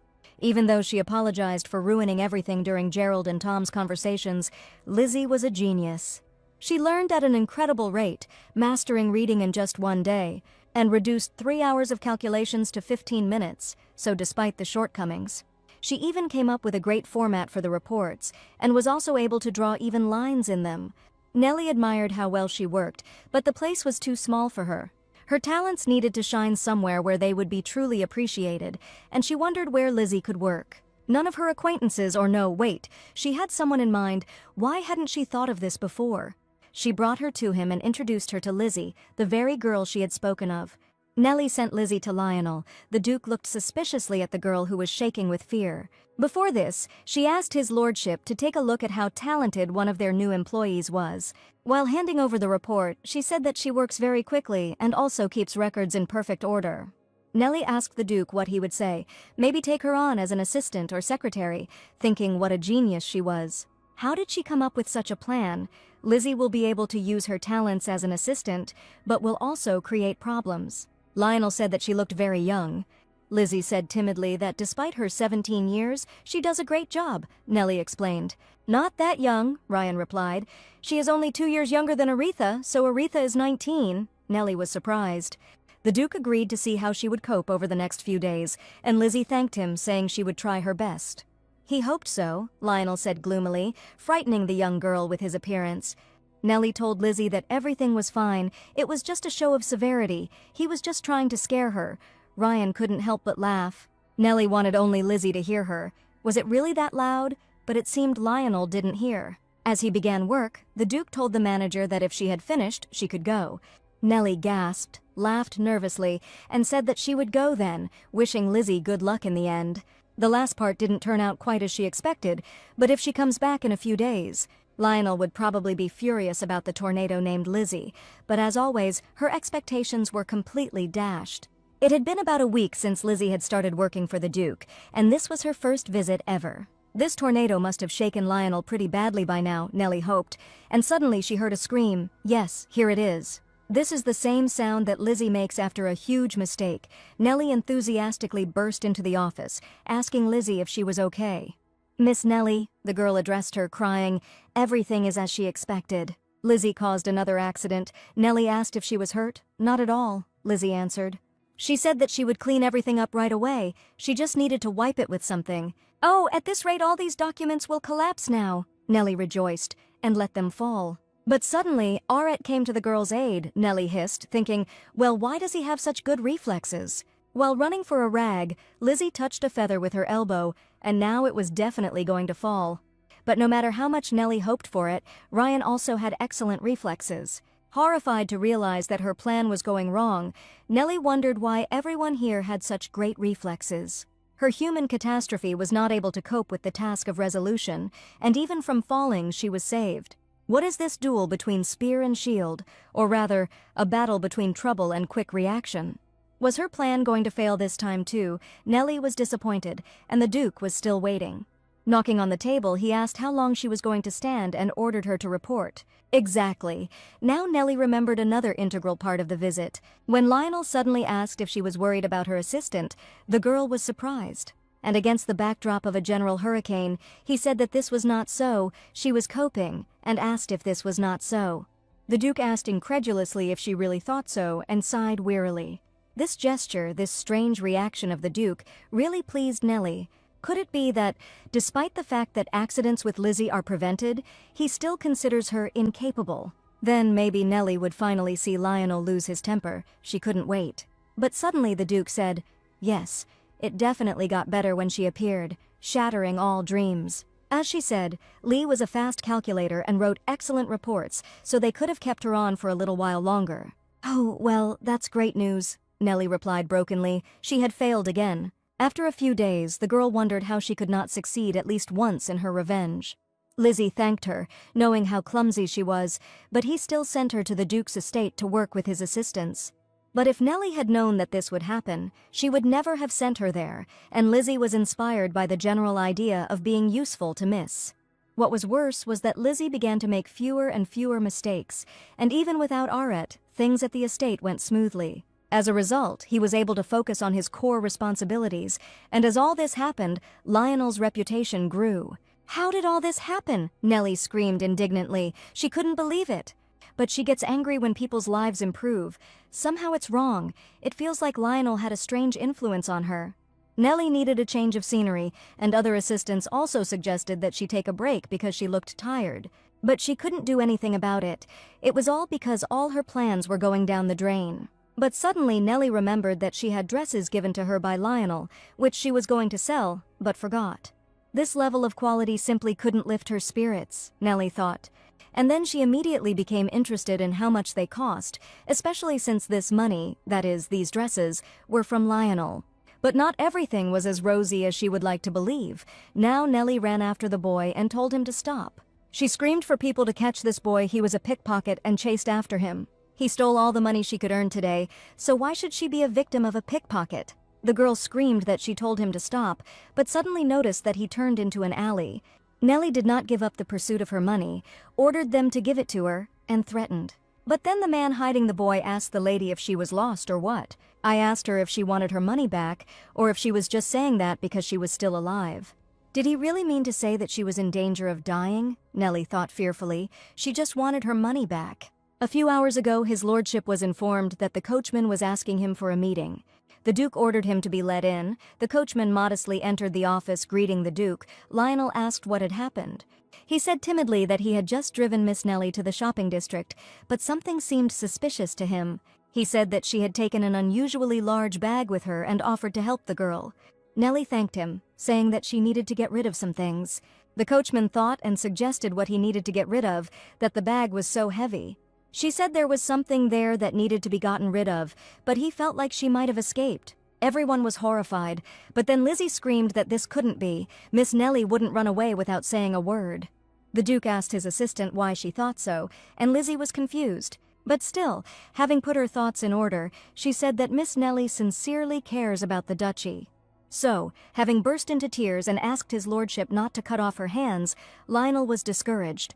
Lizzie screamed that they had heard these rumors that if he caught a runaway manager, he would cut off both his hands. Ryan immediately denied what was said, saying that these were just rumors and his lordship would never have resorted to such savagery. But upon hearing of such rumors, Lionel decided that it was not a bad idea, Duke, Ryan shouted. Such jokes will make Miss Lizzie think that he is speaking seriously. Right? Lionel answered. It is just a joke, and asked her to stop crying. But Lionel was still worried about this. Nellie Pepper had only just settled in and begun to win the trust of the residents. There was no evidence that she was stealing documents or money. She did not meet with anyone and did not send letters. If she had been a spy, she would not have left empty-handed. It didn't look like Nellie Pepper had actually escaped. But why then did Lionel feel that he should not sit idly by? He wondered if he would lose control of the situation if she left the area. Ryan said he would send someone to the traders, but Lionel said he would go there himself. He still wanted to get some fresh air. "He will go there himself?" the man asked again, stunned. "Yes," the Duke answered. His lordship ordered the coachman to take him to where he had dropped her off. "Yes, of course," the coachman replied. Already on the road, Lionel thought that, to tell the truth, he had no need to go there himself. If she doesn't try to escape, then he will simply consider it an isolated incident and turn a blind eye to it. But if she does try to escape, she will order Arete to make her pay for what she did, however. No, he goes there to check the third version that no one told about. After all, she could have gone to a secret meeting. Yes, that's right, we need to check. And now Nellie met with bandits threatening her, but suddenly after a cry for help, the bandit fell. Without getting hit, or worse, Nellie opened her eyes in shock. Another man became concerned about his boss's condition, but was then attacked from behind. Having neutralized the opponents, the man exhaled and, snatching the bag, asked the lady if this was what she was looking for, wasn't it? Oh Lord, thank you. Nellie sincerely thanked the man. This is truly all her money. Thankfully, she reached for the bag, but then the man said, smiling, that he had never said he would return them. She had no instinct for self-preservation, which is perhaps why she ran after this child until the very end. So he's a pickpocket too, Nell thought fearfully, and timidly asked what he wanted. Before he could answer, Lionel rudely ordered Prince Adelaide to stop joking. Lionel, Nellie thought in shock, what is he doing here? And he just said, Prince. The prince said that he would never have thought that he would meet him here. Nellie was shocked that the prince tried to appropriate her money. Taking off his hood, the prince asked the duke what a high-ranking nobleman like him was doing in these alleys. Lionel frowned and said he thought he should be the one asking about it. And what about him? In comparison to him, who took all the queen's attention, he's just a domestic dog with a good pedigree. Exactly, replied the duke, and these backyards are not suitable for pets, unless he is a stray dog. What? Nellie thought in horror, standing between two fires. These two probably have a tense relationship. It would have been nice if he had simply returned the money to her, but in the current situation she had no choice but to take it herself. Snatching the money, she shouted at the duke that she would take what was hers, and they could continue arguing. And finally, having thanked him, she said that he must win and asked him not to lose. Lionel, who had come here only because of her, rushed after Nellie Pepper, forgetting about the prince. Watching this, Adelaide laughed out loud and asked what was wrong with her. He said her name was Nellie Pepper. Well, what a curious person, thought the prince. Chasing Nellie Pepper, the duke finally caught her and said that even a snail moves faster. He asked where she was going and how Adelaide knew. Nellie replied that she was seeing this man for the first time and asked what he meant. She was returning to the estate, of course. The duke explained, people are saying that she tried to escape. Why? She asked, and Lionel asked, so she is not going to. No, she was going to stay in the duchy. She hadn't even taken her revenge properly yet. She wouldn't leave under any circumstances. Lost in thought, Lionel asked where the bag was. Then he heard that she had taken it with her, a suspiciously large one. I threw it away, the manager answered awkwardly, and his lordship asked if she had anything to get rid of at all. Nellie didn't do anything wrong, but it's awkward to talk about the dresses lying will only lead to misunderstandings. So, deciding to be honest, she said that she sold the dresses he gave her. She explained that they were too flashy and she considered them more compensation than a gift, and she preferred money rather than dresses, as she was too honest. She was also not sure that she needed so many dresses, so she kept only the most modest ones for herself. Having assessed her point of view and chosen the option of money, the duke accepted, saying that it sounded reasonable. She convinced him, surprisingly. On returning to the office, Nellie met Sophie and wondered what she was doing, and she asked if this wasn't the plant that Lizzie had killed. Yes, Sophie was wondering if it would come back to life if she watered it. It turns out that Lizzie poured hot tea on it and also threw eggshells into the pot every morning. So she was throwing her food waste into the plant. No, she said that she read in a book that it was good for plants. And since it didn't work, that means the book was wrong, okay? Answered Nellie. But suddenly a plan appeared in her head.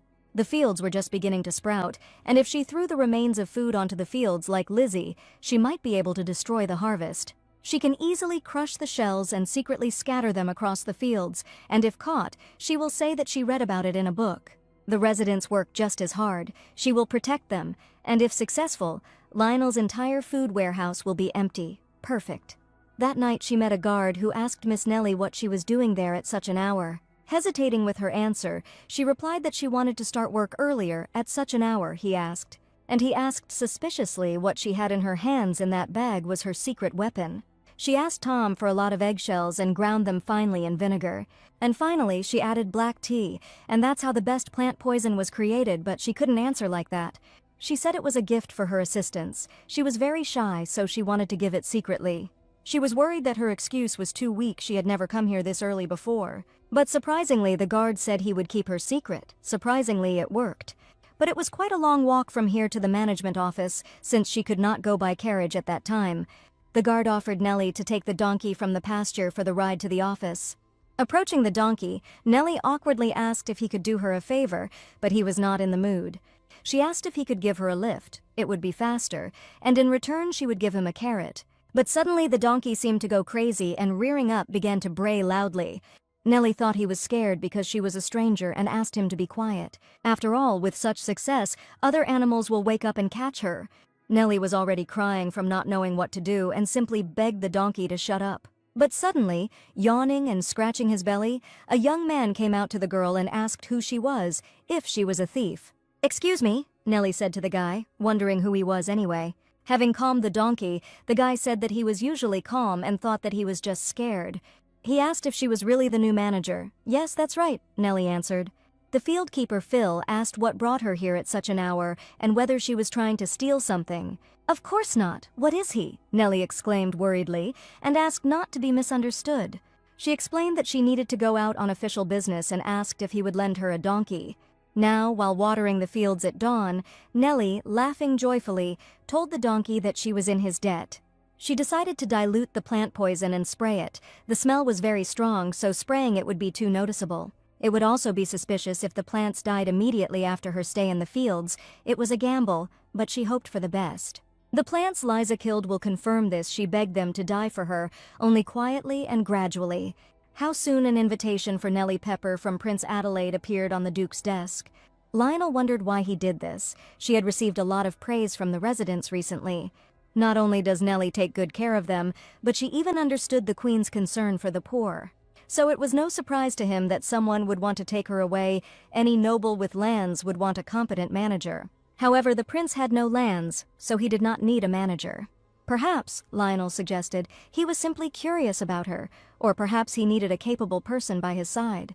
Or maybe they knew each other from the very beginning. It was all suspicious, and upon hearing it, Ryan asked what he was talking about. And noticing the gloomy expression on his face, he hoped that this was not the case. He was not asking about Miss Nellie. What again he asked, the Duke replied that she was behaving very familiarly with him. She is also friends with him, Aretha, Sophie, Tom, Gerald, and Paul. Lionel began to list. Ryan, not understanding what the Duke was getting at, asked if he hadn't already mentioned this. But that wasn't all. Her laughter bothered him, and Ryan was taken aback and asked if Lionel thought there was something wrong with him.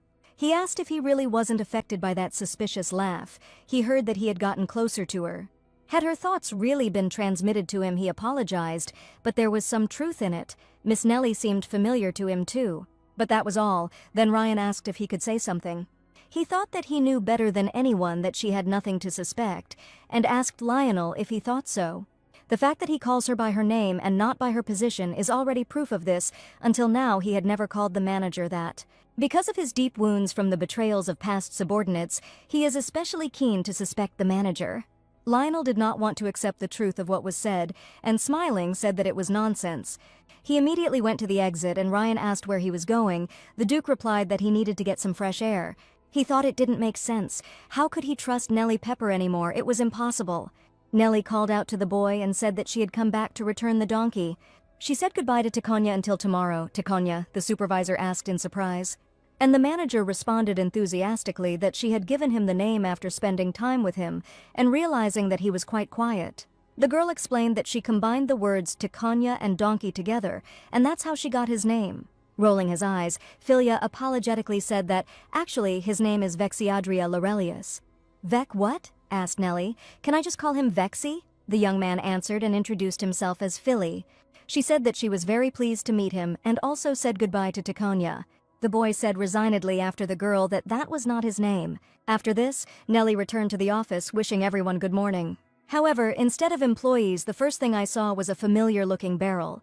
Oh wait, that was her plant poison, she thought in horror. What was he doing in the office? But then Lionel, whom she had not noticed before, appeared, saying that she had arrived. Before returning the donkey, she sprayed the poison and decided to leave the barrel and cart near the office. And leaving her unattended, she went away to return to Konya. Wait, the girl thought anxiously. Just don't tell her that Lionel saw her leave it near the office. It would be better to discuss this inside, Lionel suggested.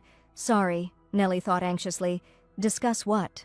His Grace the Duke said he was afraid the conversation would drag on and coldly ordered them to follow him. "Yes, of course," Nellie answered nervously, wondering if he would ask about the barrel. It looked like another failure.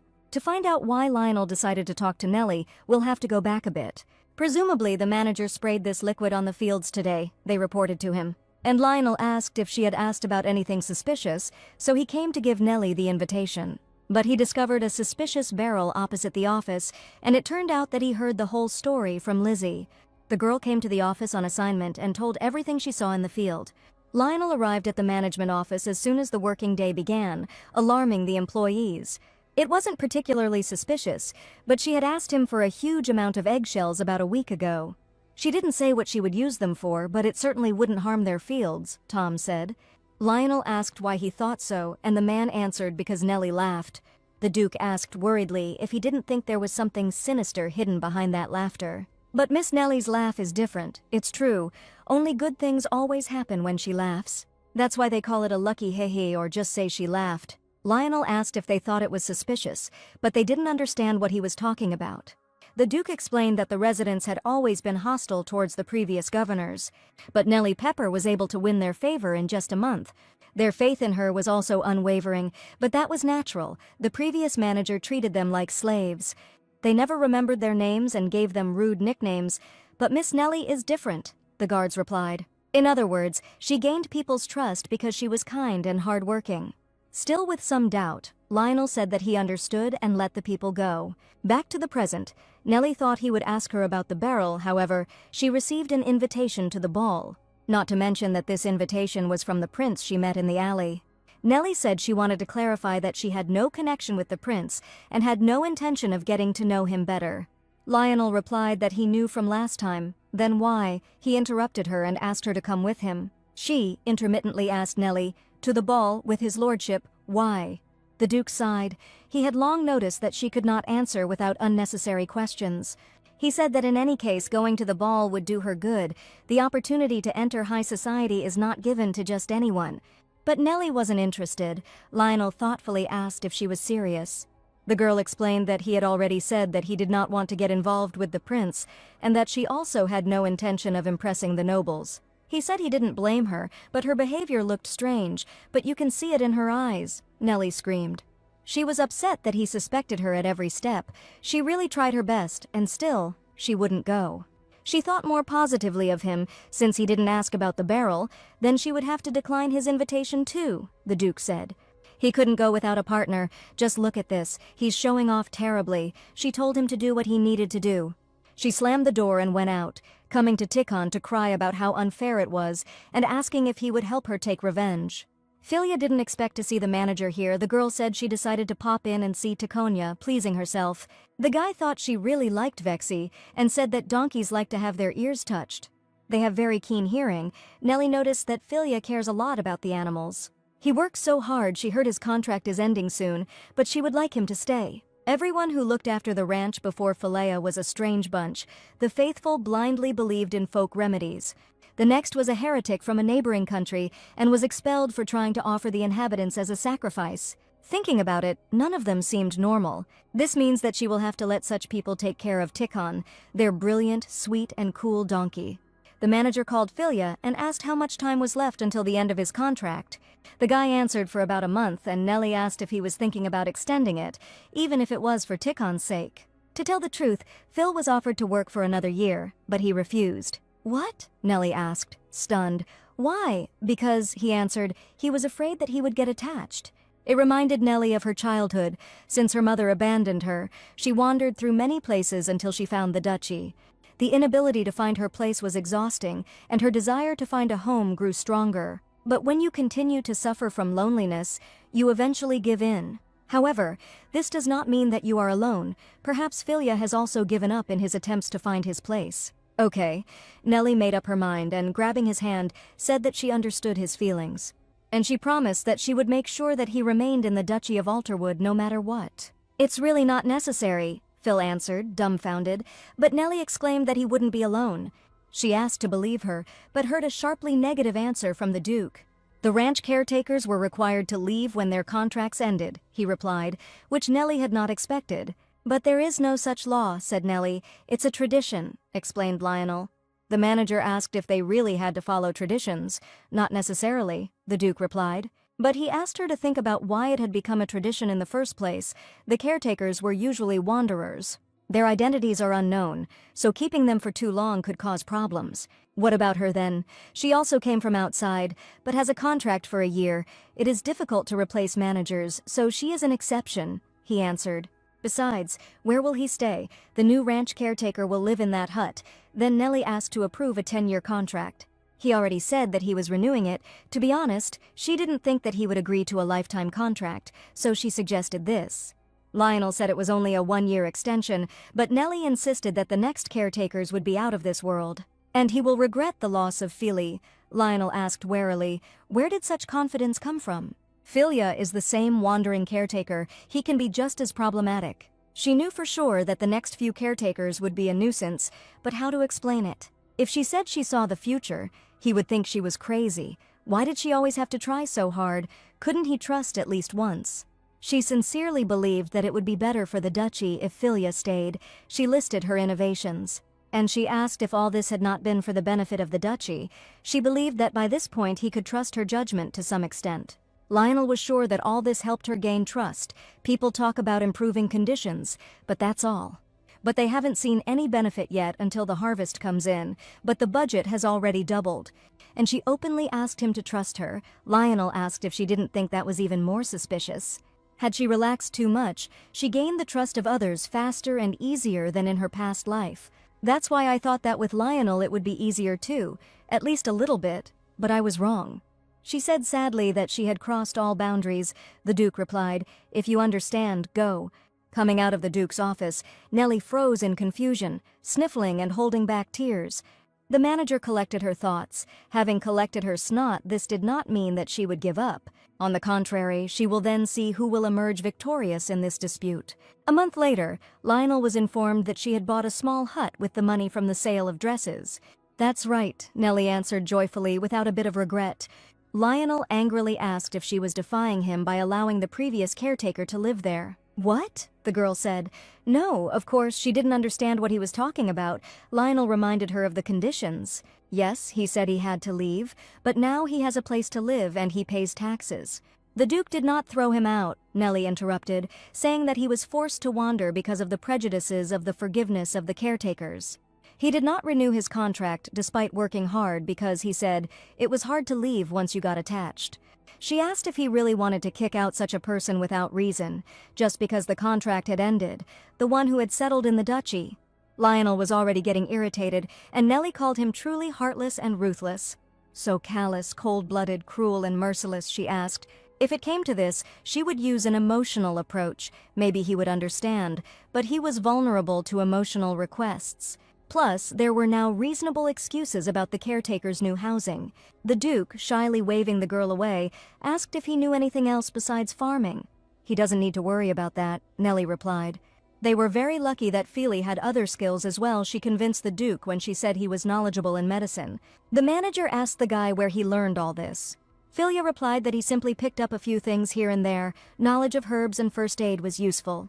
Philia asked if he could stay because perhaps they didn't yet have a suitable doctor in the duchy, so he will have to help the residents. Then Philia asked if he could ask something. And he asked why Miss was so kind to him. Well, Nellie answered in surprise, they both came from outside. She too, the guy was surprised, and the girl said that she too was tired of constantly wandering from place to place. But suddenly she thought that she had said too much and asked if it was time for the new caretaker to arrive. Oh, and she seemed to notice him nearby. It was the new caretaker named Roman. Watching the man, Nellie wondered why he was looking around so anxiously. And as soon as Roman looked in their direction, Nellie dragged Philia into the bushes, which made the guy think that she had feelings for him. Nellie hissed. It seemed to her that the new caretaker was strange. He continued to look around with suspicion. They noticed that he was holding something in his hands, and Philia, with keen eyesight, began to peer into it. It definitely wasn't paper, but something like a moving lump of dough, which Nellie tensed up. And the next moment she was overcome with horror as a homing pigeon flew over their heads. She came to the Duke with a report that Roman looked suspicious. She saw him release a dove. Lionel asked thoughtfully if there was a letter tied to the paw, but, there was no letter. But she supposed that he could tie it with a pin or stomach, weak evidence. The Duke asked if there was anything else. Nellie mumbled, and Lionel sent her back saying that he understood, and Nellie knew that her words alone were not enough. But she warned that she was saying this just in case, as a manager, and she thought that he would pay attention to it. After all, she was good at being suspicious, Nellie thought as she left the office. She knew she needed more solid proof. Maybe she was making it up, but there was something off about Roman. However, she had a wonderful way, which was called drinking, but she also met Paul. She wanted to know about the new caretaker of the ranch and asked what he was doing there. It turned out that Roman invited Paul for a drink.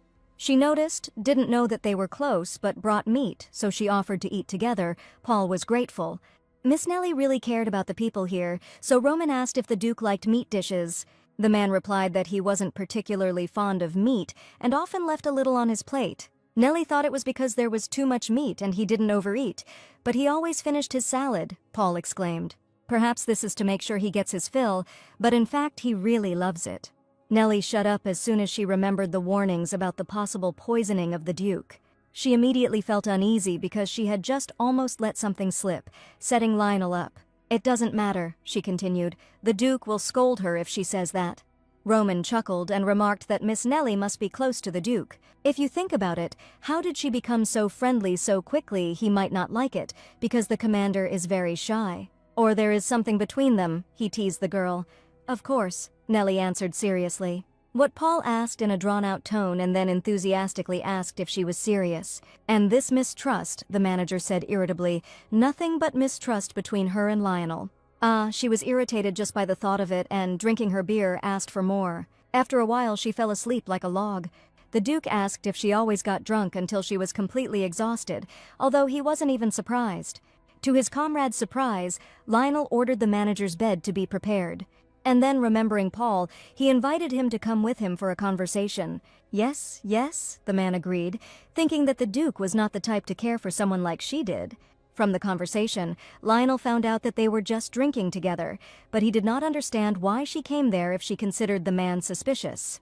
Paul had something to say about the caretaker. He reported to the commander, and the Duke ordered him to speak. He seemed suspicious while they were drinking and kept asking sensitive questions about him, and he accidentally mentioned his eating habits, that he eats salad, apologizing for it. It's okay, just don't let Ryan find out, Lionel replied. He'll be mad if he finds out he messed everything up. They must be careful after he leaves. If he is smart, he will wait for the knights to let their guard down. Paul noticed that the Duke did not seem surprised about this, and Lionel explained that Nell, that is, the manager, had already reported him. To be honest, Lionel decided to admit he didn't trust her and the ranch caretaker, and she looked suspicious. In response to this, Paul grinned thoughtfully, remembering how the Duke worried about her and how Nellie herself spoke of him. And with a smile, he answered the commander that it seemed to him that he already trusted her. Nonsense, Lionel replied, frowning. While walking, the Duke asked Paul if he wanted to return to the Knights. No, he answered. Paul was 14 years older than him, and in a couple of years he would be 40. Would there be any point in his return? Lionel asked if he had lost his sword, and Paul modestly asked the gentleman about the same thing. It was bold to answer a question with a question, but Paul was no longer a knight and simply asked to let him rest. Lionel suddenly thought, what if he lost the sword, and suddenly remembered how he killed a friend several years ago. No way, he said, raising his head sadly. And he too, Paul replied. Besides, farming had its advantages. Thanks for everything, Miss Nellie. Lionel had already heard enough praise from the manager.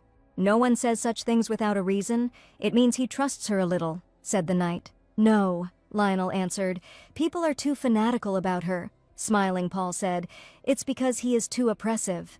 Everyone who works there knows that they are constantly being watched and that they have a lot of work. They all know it's for the good of the duchy, but in truth it's stifling. People blindly trust the manager because she gave everyone a break. True, thought Lionel, Nellie Pepper had won everyone's confidence, and that confidence was due to the fact that she was different from him. He remembered Ryan's words that until now he had called her by something other than her rank, and wondered what about him. He always questioned Aretha about Ryan's suspicious behavior and vice versa, making sure they looked out for each other. But does this mean that he is afraid of betrayal on their part? Of course not, but a terrible voice in his head kept asking him if he really believed them, calling him a fool.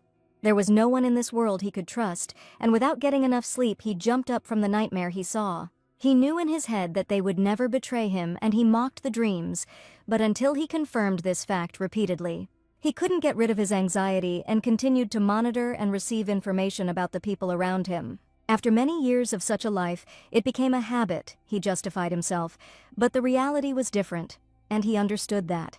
Paul asked the commander to be kinder to the manager before she decided to run away. People like her are very hard to find. He asked to listen to the advice of someone who knew what it was like to lose someone dear to him. He should appreciate them while he still could. But he and the manager were not on the same terms as he was with his wife, and at that moment Paul laughed. He spoke from the perspective of a man who had lost a capable subordinate, not one who had lost a loved one. But if he thought about it first, it means that he is subconsciously protecting her. The Duke, calming Paul down, asked if he was on his way home. "Yes, he's already on his way," the man answered. Watching him go, Lionel wondered if he would regret it if he lost her. First of all, there is no relationship to lose. She always looks at him. He is angry, she has obvious hostility. How could he trust such a person? Well, Nellie Pepper is indeed a skilled worker. Perhaps we should be more lenient with her. Finding herself in Lionel's office, Nellie could not believe that there were so many books there that the Duke had collected himself. She asked if it was okay that he brought her here secretly, and the butler explained that getting a pass to the library was more difficult. "And into the office, please." But what interested her? Why exactly the office, she thought. As the manager of the estate, she knew too little about agriculture, but this was only an excuse. The butler said that this was commendable, asked her not to light candles and to be careful with the lamp. Nellie understood everything. But her true purpose was to carry out a new plan, and on her death the queen gave the seeds of a foreign plant to the duchy. Her intention was to grow the seeds and use them as a new food source. But no one ever managed to germinate the seeds, only Lionel, and so he received the queen's praise. Naturally, he didn't tell her how he managed to get the sprout, because he didn't trust her then or now. However, it didn't matter. This time she was going to make sure they never grew up. She had already given up because her plan for revenge kept failing, and now Roman didn't want to lend her the gear. It had been several days since she could spray the plants with poison. Fortunately, Lizzie reminded her of this. And this time, instead of creating a random plant poison, she will diligently study the books and find the best way. That night, Lionel told Ryan that Paul said Roman had started acting suspiciously. Ryan asked if Aret had been following Roman. The Duke explained that yesterday the manager, Paul, and Roman were drinking together. He said that Roman constantly asked questions about him, but there were other suspicious things too. If they send a knight there now, they will be able to catch him and ask the Duke what he would order to do. If they scare him off, they won't know who's behind it, Lionel replied. Then should they use torture? Ryan asked. The Duke frowned. The birds singing in the mornings was enough, but the shouting of people was missing as well. Even if it took some time, he would like to sort things out peacefully. Then he suggested leaving him alone. If they spread rumors and just watched, they would be able to find out who sent him. It sounded good, but who could they use? Suggesting Miss Nellie, who would be perfect for this task. The Duke thought that if he let his guard down, he might confess to something interesting. Roman is a spy, so Lionel didn't know what kind of training he had received. If she were to get involved in something dangerous while she was so weak, Ryan asked if he was worried about Miss Nellie now. Lionel, irritated, asked if he was going to bother him with this, and the assistant apologized, holding back his laughter. The Duke said to let Paul handle it, and Ryan smiled and agreed. Perhaps there was a chance that Miss Nellie could change the Duke, the man thought. Naturally, while studying books on gardening, Nellie fell asleep closer to midnight, and Lionel was no longer surprised when he saw her sleeping in unfamiliar places. He became interested in what she was reading and picked up the book, reading the title. The book was called Theory and Practice of Growing Special and Rare Crops. But suddenly he shuddered, seeing that Nellie had woken up. Nellie asked his lordship in shock what he was doing here. He asked what he was doing in his own office. "Oh no," answered Nellie. She just came here without an invitation." Lionel said he had already heard it from Roger, Mr. Roger, and he said he would keep it a secret. But then the Duke said that she could study here whenever she wanted, and the manager asked if he was serious. The Duke asked if she wasn't there to study crop cultivation. Actually, yes," Nellie answered awkwardly, and then Lionel asked what the problem was. And he also said that regarding what people say in the square in taverns, she no longer needs to do that.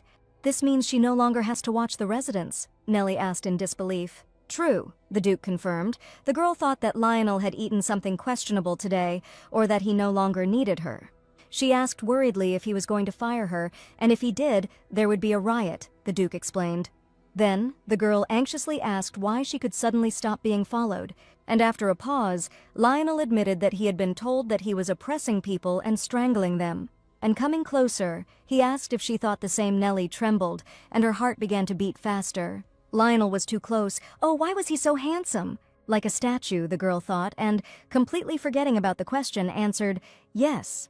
Yes, the Duke got angry, and Nellie immediately exclaimed no, realizing that she had answered without thinking. Even more alarmed, she said that she had been thinking about something else, and that it was not what she had meant. Enough excuses, Lionel asked. There was nothing more surprising about it. But he also asked Nellie not to rush and tidy up the office before leaving. Feeling something strange after meeting Lionel, Nellie thought she didn't hurt his feelings.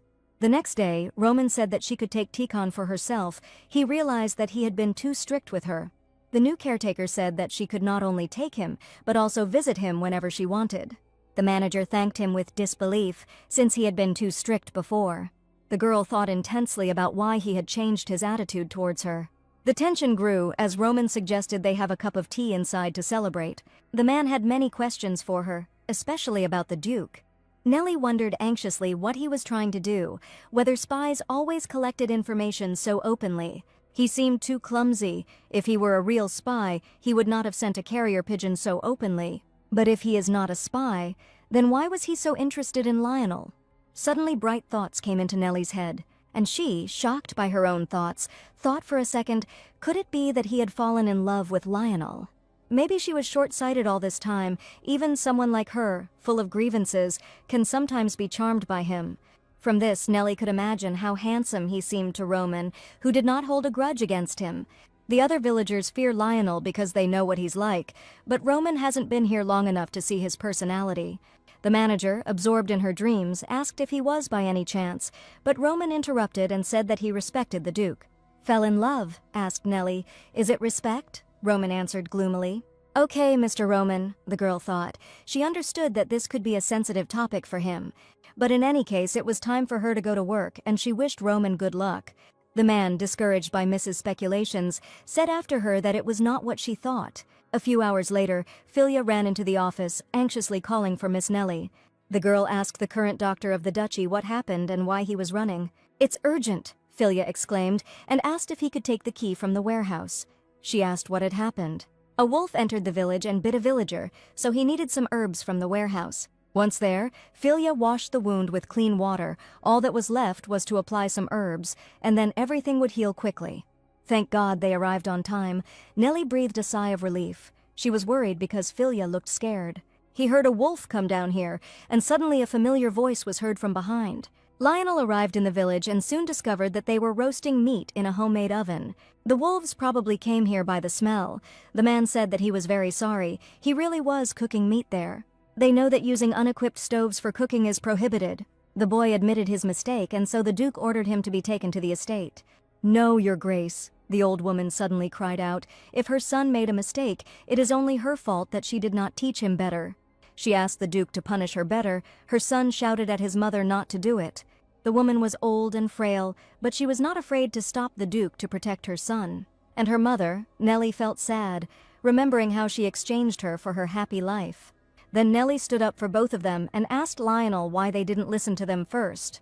The Duke seemed to expect Nellie to intervene, but he was still puzzled. He had heard enough already, but if she was so concerned, she could join the proceedings. The boy appeared in court before the Duke, Ryan and Nellie, who had joined them, and Lionel asked why he had broken the law.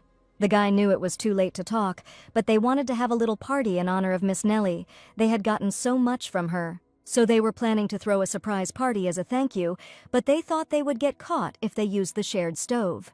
But they know why it is forbidden to cook meat in homemade ovens, the Duke asked. They thought that everything would be fine, since the wolves had not come down for a long time, but because of them, a man also suffered. He had broken the law and endangered his neighbors. Lionel asked what punishment he would receive. Opening the reference book, Ryan coldly explained that they would cut off his hands. Hands! Nellie thought in horror. How old is this law? It's not even funny. Or he could pay a fine of an incredibly onerous amount, even astronomical, Nellie noted. The guy who broke the rules, in horror, said that he would rather give them his wrists. But then Nellie interrupted them, screaming, asking them to wait, and that cutting off their hands was too cruel. There have been many cases where people have died from blood loss, which is practically a death sentence. The Duke listened to her in silence but did not give any answer. At this time Arete brought the resident about whom his lordship had asked. The Duke, turning to the man, said that he must have heard about the situation on the way here and asked him to tell him what happened. The boy answered, they told him not to do it, but he tried to stop the wolf and it bit him when he tried to run away. Mr. Carlson was just trying to help prepare the surprise party, and that's the truth. After some thought, Lionel ordered the boy to be locked up without water for 2 days, and then released. Imprisonment. Usually such a light punishment was only given to high-ranking people. Nellie couldn't believe that Lionel punished him so easily and thanked him for listening to her. It was a sensible decision, Lionel replied, and if he had liked bloodshed, he would have been on the battlefield. Nellie looked after him, bewildered, as if she had not understood what the Duke wanted to say. And 2 days later, his friends were already congratulating Carlson on the fact that he appeared in court with his hands intact. They said he should thank Miss Nellie, and so again they tried to thank her, but she helped them again. The guy proudly said how wonderful she was, stopped right in front of the Duke and said, "There were many cases where people died from blood loss. It was practically a death sentence. It was amazing." His friend said that he was right. Rona really was an amazing person and she was still so young. Roman thought she was just lucky to get the job, but she was highly trusted in society. And she even convinced the Duke to soften the punishment. It seems she really is eloquent. Come to think of it, Nellie Pepper had been suspicious of him from the start. She also didn't let Paul speak, not thinking that if all this was a trap by Nellie Pepper, it was very dangerous for him. He thought about the man in the shadows and about himself as well. A friend asked Carlson if they found out. "No," the guy replied. "They know that Miss Nellie likes to do everything secretly." He prepared. He began joyfully, but then Roman asked what she was doing that was so specific. Noticing Roman, the guys invited him to sit with them and have a drink. Since he had not been here long, he might not have known, but Miss Nellie liked to do good deeds in secret. Recently, she has been bringing the donkey to the field at dawn and spraying the crops with some kind of liquid.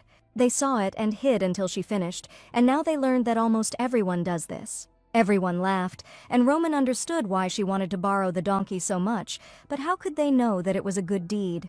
The crops in the fields she visits look better than in others, and at this rate the harvest could be greater than last year. It's amazing that such a liquid exists, but even more amazing that she sprays it on the fields. Roman asked what kind of liquid it was, but they didn't know, and the man didn't get the joke.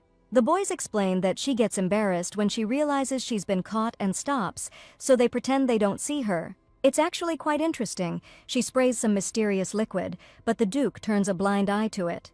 Don't they think the Duke has changed a lot since Miss Nellie arrived and the soldiers patrolling the village have disappeared? And most importantly, this guy still has hands. Everything is going worse than he thought, Roman thought in horror. The young man asked if he was okay, and Roman replied that he had just remembered that he needed to do something and left. If the manager knew who he was from the very beginning, then the Duke already knew about it. There is only one reason why he would leave the spy unattended: to feed him false information and track down whoever is behind him. He immediately sat down to write a letter. They were trapped. Duke Alterwood knew from the very beginning that he was a spy. All the information he had sent so far was false and provided by the Duke himself. He wanted to warn, but suddenly stopped if it was true. Then he had achieved nothing. Would his employer really save a useless pawn like him? He'd be lucky if he didn't get killed. In the letter, he accused the duchy's land manager, Nellie Pepper, as the one behind it all. She has an incredible ability to irritate troublemakers and influence the Duke with her eloquence. If he needed to, he could find out more about Nellie Pepper, he wrote and sent the letter. The next morning the Duke summoned Nellie, deciding that he would leave the foreign harvest to her. Hearing this, the girl momentarily fell out of reality, as if paralyzed. She asked her, dumbfounded, if he hadn't asked someone else to do this in her past life. Lionel explained that he had thought she had been interested in rice before, just as Nellie had thought. He called the name of the culture as rice, raise, do. It's somehow strange, and she nervously replied that she had been interested earlier. She wasn't studying cultivation, but was looking for ways to cause root rot, but she couldn't tell him about that. The title of the book was ironic, because it contained all the ways to make plants grow well. Remembering all the recommendations she had read, she realized that she would do the opposite: plant the seeds thickly and water them. That had been her plan, but now she said it was a little too much for her. There was no need to think like that, Lionel encouraged her. No one had ever succeeded in that before. Wait, so no one succeeded and yet the previous person in charge was not punished. And since this was so, then of course Nellie exclaimed that she would do it and asked to rely on her. This time she will have a great opportunity, she must try, laughing ominously again. But the question arose of how to deliver water there. He and Lionel had already decided where the field would be located. But suddenly there was a knock at the manager's office and Roman entered, asking Miss Nellie if she had a minute. Nellie did not refuse the worker's request, and, sitting down, Roman asked to be allowed to ask directly. And warily, as if preparing for something terrible, he asked the girl how much she knew about him. What kind of question is this? The girl thought, dumbfounded. He is loved, that is, she corrected herself, meaning that he respects his lordship. Roman growled in irritation. That's how she wanted to play. Okay, then why did she come to the Duchy of Alterwood? Nellie thought she should have asked this and replied that she needed a job with room and board, and that the salary was good. It turns out that if she is offered a better salary and a place to live elsewhere, she will consider moving. Roman asked this because the answer had come to him not long ago. In it, his employer wrote that if he couldn't get Nellie Pepper on their side, he should kill her and leave. Completely unaware of the reason the caretaker was asking this question, she asked what? Roman reported that there was a good opportunity to get a job with higher pay than in the Duchy of Alterwood. If the work is good, why doesn't he take it for himself, but offers it to her? It's impossible. Right, now everything came together piece by piece. Nellie found the answer to her question.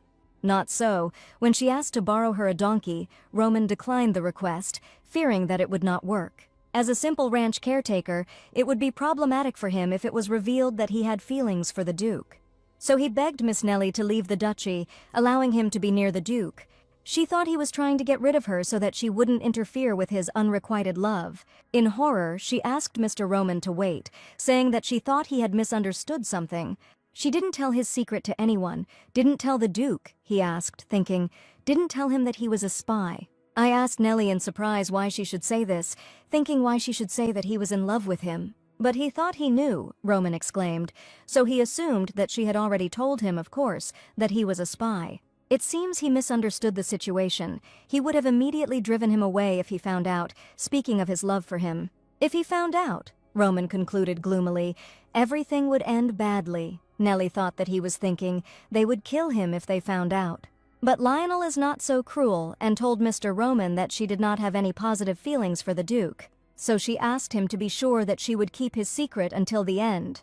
And then she ran away, and Roman wanted to stop the girl, realizing that something was wrong here. A few days later, Nellie was exhausted and came up with a plan to prevent a good harvest. It's good that the seeds were sown compactly back then, and the water was led straight to the field. The only problem was laying out the channel itself. Digging it myself was already tiring. But she had to work nights to keep it a secret, so she had no choice but to cut back on sleep. At least she had a donkey with which she could travel and even sleep on it if she wanted. Suddenly, Tikhon snorted, and Nellie thought that by this he wanted to tell her to get off. But only after getting off the donkey did she realize that he had brought her not to the Western Tower, but to the main building. She tried to stop the fleeing Tikhon, but suddenly something dawned on her. Lionel lived in the main building, so this was a good opportunity. As she knocked on Lionel's room, she thought that there are times when no one wants to be disturbed. I asked him if he was sleeping, thinking what normal person would want to be visited in the middle of the night.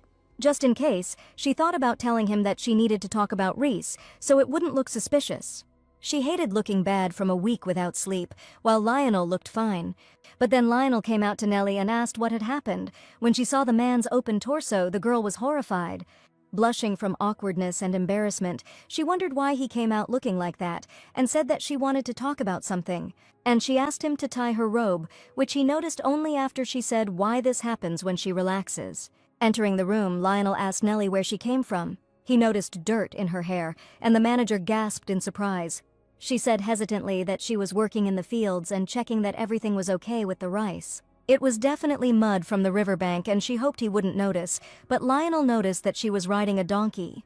How did he know? She asked, stunned. Was he really following her? But he replied, because she had donkey hair on her. Nellie thought for a second that he had sent Arita to follow her again, she admitted awkwardly. After a pause, Lionel asked if she really thought he was that kind of person, eh? Never mind. As he sat down, he asked what she wanted to discuss. Oh yes, about Reese. She thought that perhaps it was not growing well because of the climate. Maybe they should research the climate of its natural environment. But he was growing up in a small, faraway country, so that could be problematic, she realized. By the way, I thought it would be a great idea to build roads, and I also thought that it would be possible to keep animals together. The Duke asked if she proposed building a barn, as that would indeed be easier. But Nellie only wanted to see Lionel tired, because he still looked good. Lionel said that they are starting to make barns in the capital too. He will think about it. But suddenly he noticed that Nellie was starting to nod off, falling asleep on the go. Seeing this, he called out to the manager, but at that very moment she fell forward. "Be careful," he exclaimed, picking up the girl and sitting her down in a stable position. Was she really so tired that she fell asleep during the conversation, and what was she thinking about? That same night, Roman's employer received word from him that Nellie Pepper would keep his secret, and he flew into a rage, saying that if he did not win her over to their side, he would immediately order them to get rid of her. In the last days of Nellie's brutal life, she ended with a visit to Lionel's room. By the time she finishes working on the channel, dawn has already broken, and it was the perfect time to bother someone trying to sleep, and Lionel kept opening the door for her. But the problem was that she was also suffering from lack of sleep. The Duke said that she looked unwell, asked if she was overdoing it. She should go and rest, which Nellie wondered could not happen. She must detain him so that he could not sleep. Lionel asked her to hurry and asked if he should carry her to the room himself. But suddenly their midnight meetings were discovered by the butler, who, after clearing his throat, asked for forgiveness. He heard a noise coming from here and came to check, asking why Miss Nellie was here at such an hour. Lionel said they had a thorough discussion about territorial governance for several days, and Nellie confirmed this. As he saw Miss off, the butler said that he was apparently getting old, still hoping that his lordship had found a partner. The partner, choking with surprise, asked Nellie in surprise. The man apologized for his bluntness and for the reaction he had earlier. He thought he was getting a little ahead of himself, and Nellie began to think about Lionel's partner. She would be lying if she said her heart never fluttered for him. After all, Lionel is incredibly handsome, and she was quite close to him before his death. However, she answered the butler that she was not his partner. All this processing had swept away any feelings for him over the years. Still not losing hope, he replied, "We'll live and see what awaits them." And he also thanked Miss Nellie, even if it was not so. For what? The girl asked. In fact, he admitted, his lordship had not been able to sleep properly since he had given up his observation. But she kept him company, so he was grateful. It hurt. This was not what Nellie wanted to achieve. In the morning, she felt just as bad she hadn't slept well. At least it was good that she had a day off today, but for some reason she didn't stay asleep. Suddenly, on the way, she noticed a familiar figure and, calling out to Philia, asked if he had returned. "Oh, Miss Nellie." He recognized the girl by her head and turned around, but suddenly saw the girl in a deplorable state. He immediately rushed to her with concern and asked anxiously if something had happened while he was gone. He shouted that she looked terrible, and he also noticed people digging a canal. He shouted that she needed to work less the channel, the girl thought in horror, and she timidly asked what they were digging. Arriving at the place and seeing the river flowing, she wondered how it happened. Miss Nellie was called by the boy she had saved, and she asked in shock how it had happened. The guy asked proudly but shyly, did they think they didn't know that she was digging a canal here alone? It turned out that these people were secretly helping her, he reported, which she thought in horror. Although, unsurprisingly, she caught herself thinking that the canal looked a bit too fancy. But now Nellie was worried that they would also get into trouble for helping her dig the canal, although they had done nothing wrong. She wanted to talk to them, but suddenly she felt very tired. She asked them not to worry if something went wrong. Yawning, she said that if anything happened, she would take full responsibility, but then a familiar voice called her. She looked back, realizing it was Lionel, but for some reason everything in front of her eyes became so blurry. Lionel asked if she was okay. Nellie thought she was not as tired as before she died. She was about to answer that everything was fine, but then she staggered and the Duke rushed towards her. Lionel managed to catch her before she fell to the ground, and the villagers also became alarmed. Lionel ordered someone to bring a carrier or call the former caretaker of the fields. "No need," Philia exclaimed. He was already on his way. But suddenly the guy's eyes widened. He saw Miss Nellie, and the Duke asked if he was familiar with herbs and medicines. And he explained to the local doctor that she suddenly fell down without strength. She was breathing, her heart was beating, but there was no temperature. Philia said that he would examine her and approached the girl, finding out what was wrong with her. After some time, Lionel asked how she was. Philia remained silent for a while. But after a pause, he said, "It looks like Miss Nellie is just sleeping." "Seriously?" Lionel asked. The question was even visible in his expression.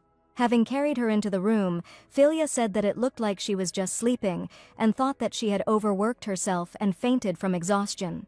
And in conclusion, he said that now she needed rest, and tomorrow she would not be able to get up. The Duke asked what he meant, and the guy explained that her muscles were very tense, that she fell into a deep sleep, releasing all the tension at once. Her whole body will hurt, as if she had been beaten by 5 big men. Lionel couldn't believe that she was just sleeping. He was so worried that she lost consciousness. But I wasn't sure whether I should feel relieved. She was smart, of course, but too demanding of herself. His lordship called out to Ryan anxiously, informing him that the rice fields were flooded and he needed to go there. And regarding this, Lionel answered calmly, he was sure that Nellie Pepper did it. "Will they really leave everything like this?" he asked. "The plants will rot because of the abundance of water, and he himself knew this." "Not quite so," the Duke answered, contradicting his assistant. "Rice is an aquatic plant." He led her into his office, and it seemed she had read a book on the theory and practice of growing special and rare crops.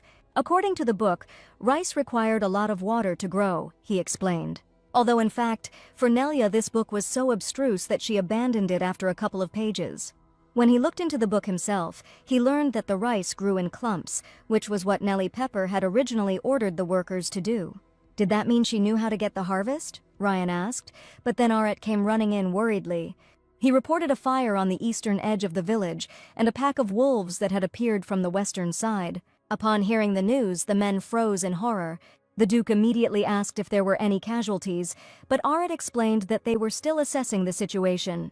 He ordered Ryan to lead the firefighting effort and Aretha to lead the wolves and join the firefighting effort. His subordinates asked his lordship where he was going, and Lionel replied that he needed to make sure of something. Fire and wolves at the same time. It even sounded like an unnaturally perfect coincidence.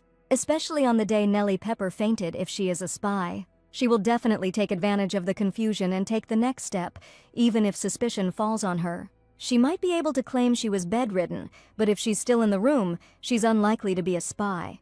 He entered the room and breathed a sigh of relief when he found Nellie sleeping restlessly. At least, Lionel thought, he was now sure that she had nothing to do with what had happened. "Suddenly I heard some noise outside the window and noticed a man's hand appearing on the windowsill, and he immediately hid, watching what would happen, recognizing the person who had come." Roman said that he didn't feel any ill will towards her, but even if he couldn't, they would still try to kill her. As if it would be better for her to die at his hands now, he swung a dagger at the sleeping woman. But suddenly, the dagger was knocked out of his hands, and they were put behind his back. "He is the ranch caretaker," said the Duke, and he asked if his name was Roman. The man winced in pain and fear of being discovered. He menacingly explained that if he answered his questions honestly and calmly, he would not kill him. Lionel's first question was whether the wolves and the fire were his doing, but Roman gritted his teeth. Cutting through the skin, Lionel threateningly asked if he was tired of living. The man trembled, and he exclaimed that he would answer, and confessed that he had started the fire and lured the wolves with meat. "Why?" asked the Duke. "To enter Nellie Pepper's room," Roman answered, asking why he should enter her room. He was ordered to kill her. She was too smart and was interfering with their plans. He even promised to tell them that he was ordered to do this. But to Roman's horror, Lionel already knew who was behind all this, and goosebumps ran down his body. He was interested in something else, but this was not the right place for conversation.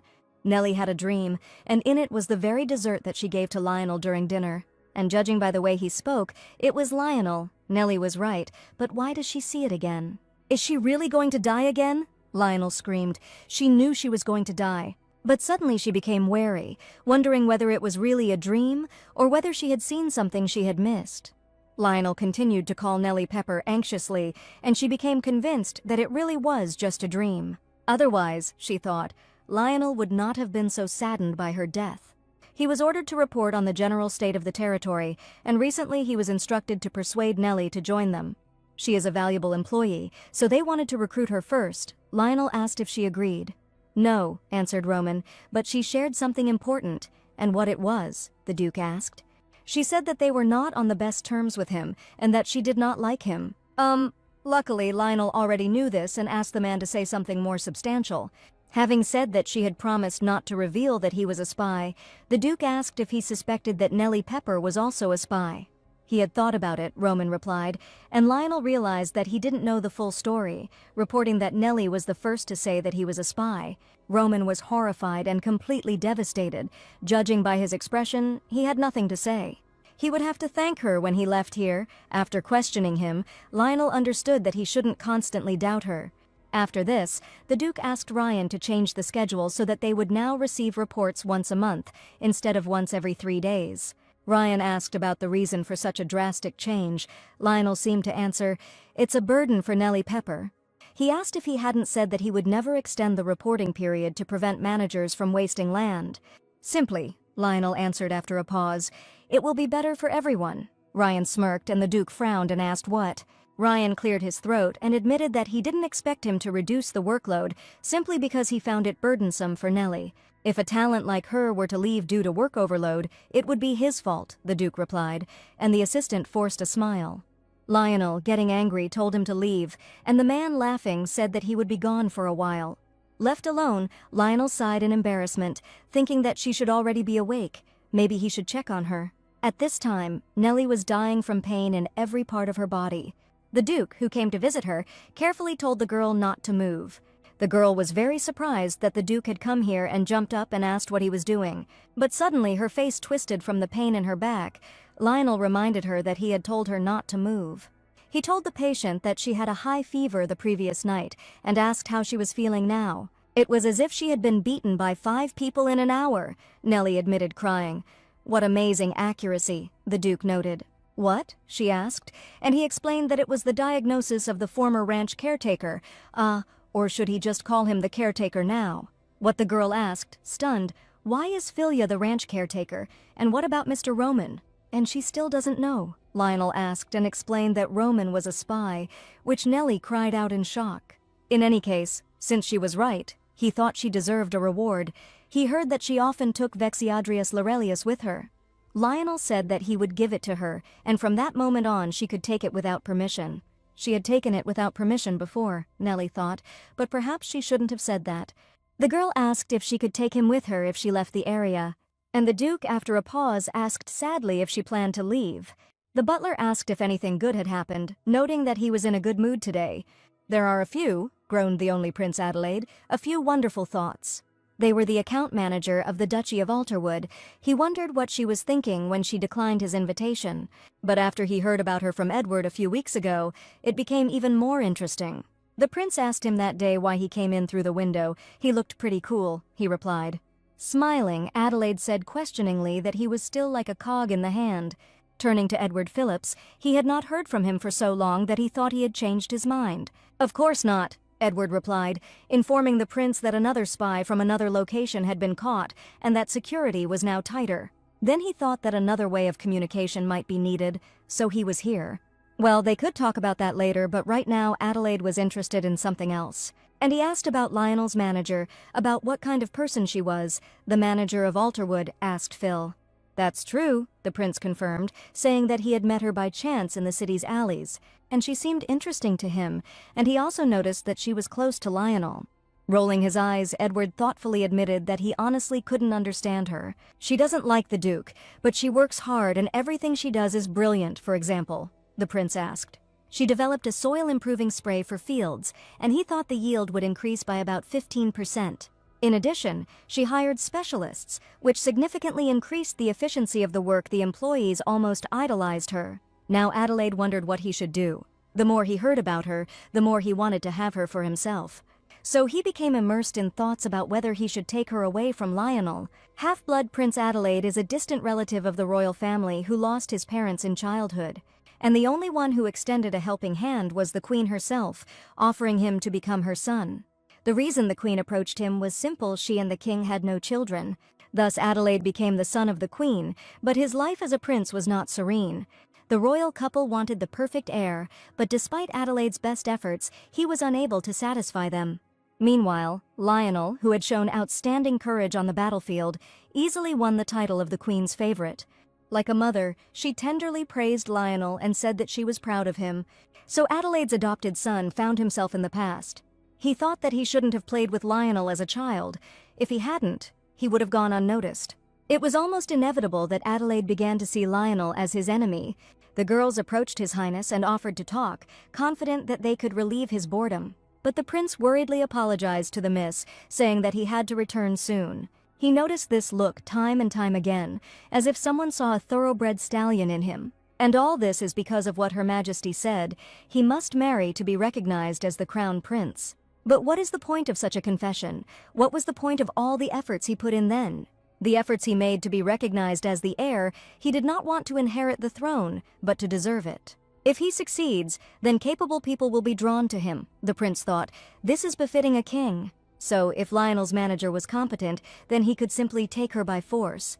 Back to the conversation, Lionel asked Nellie if she was going to leave. The manager wondered excitedly why he made such an expression on his face. "No," Nellie answered.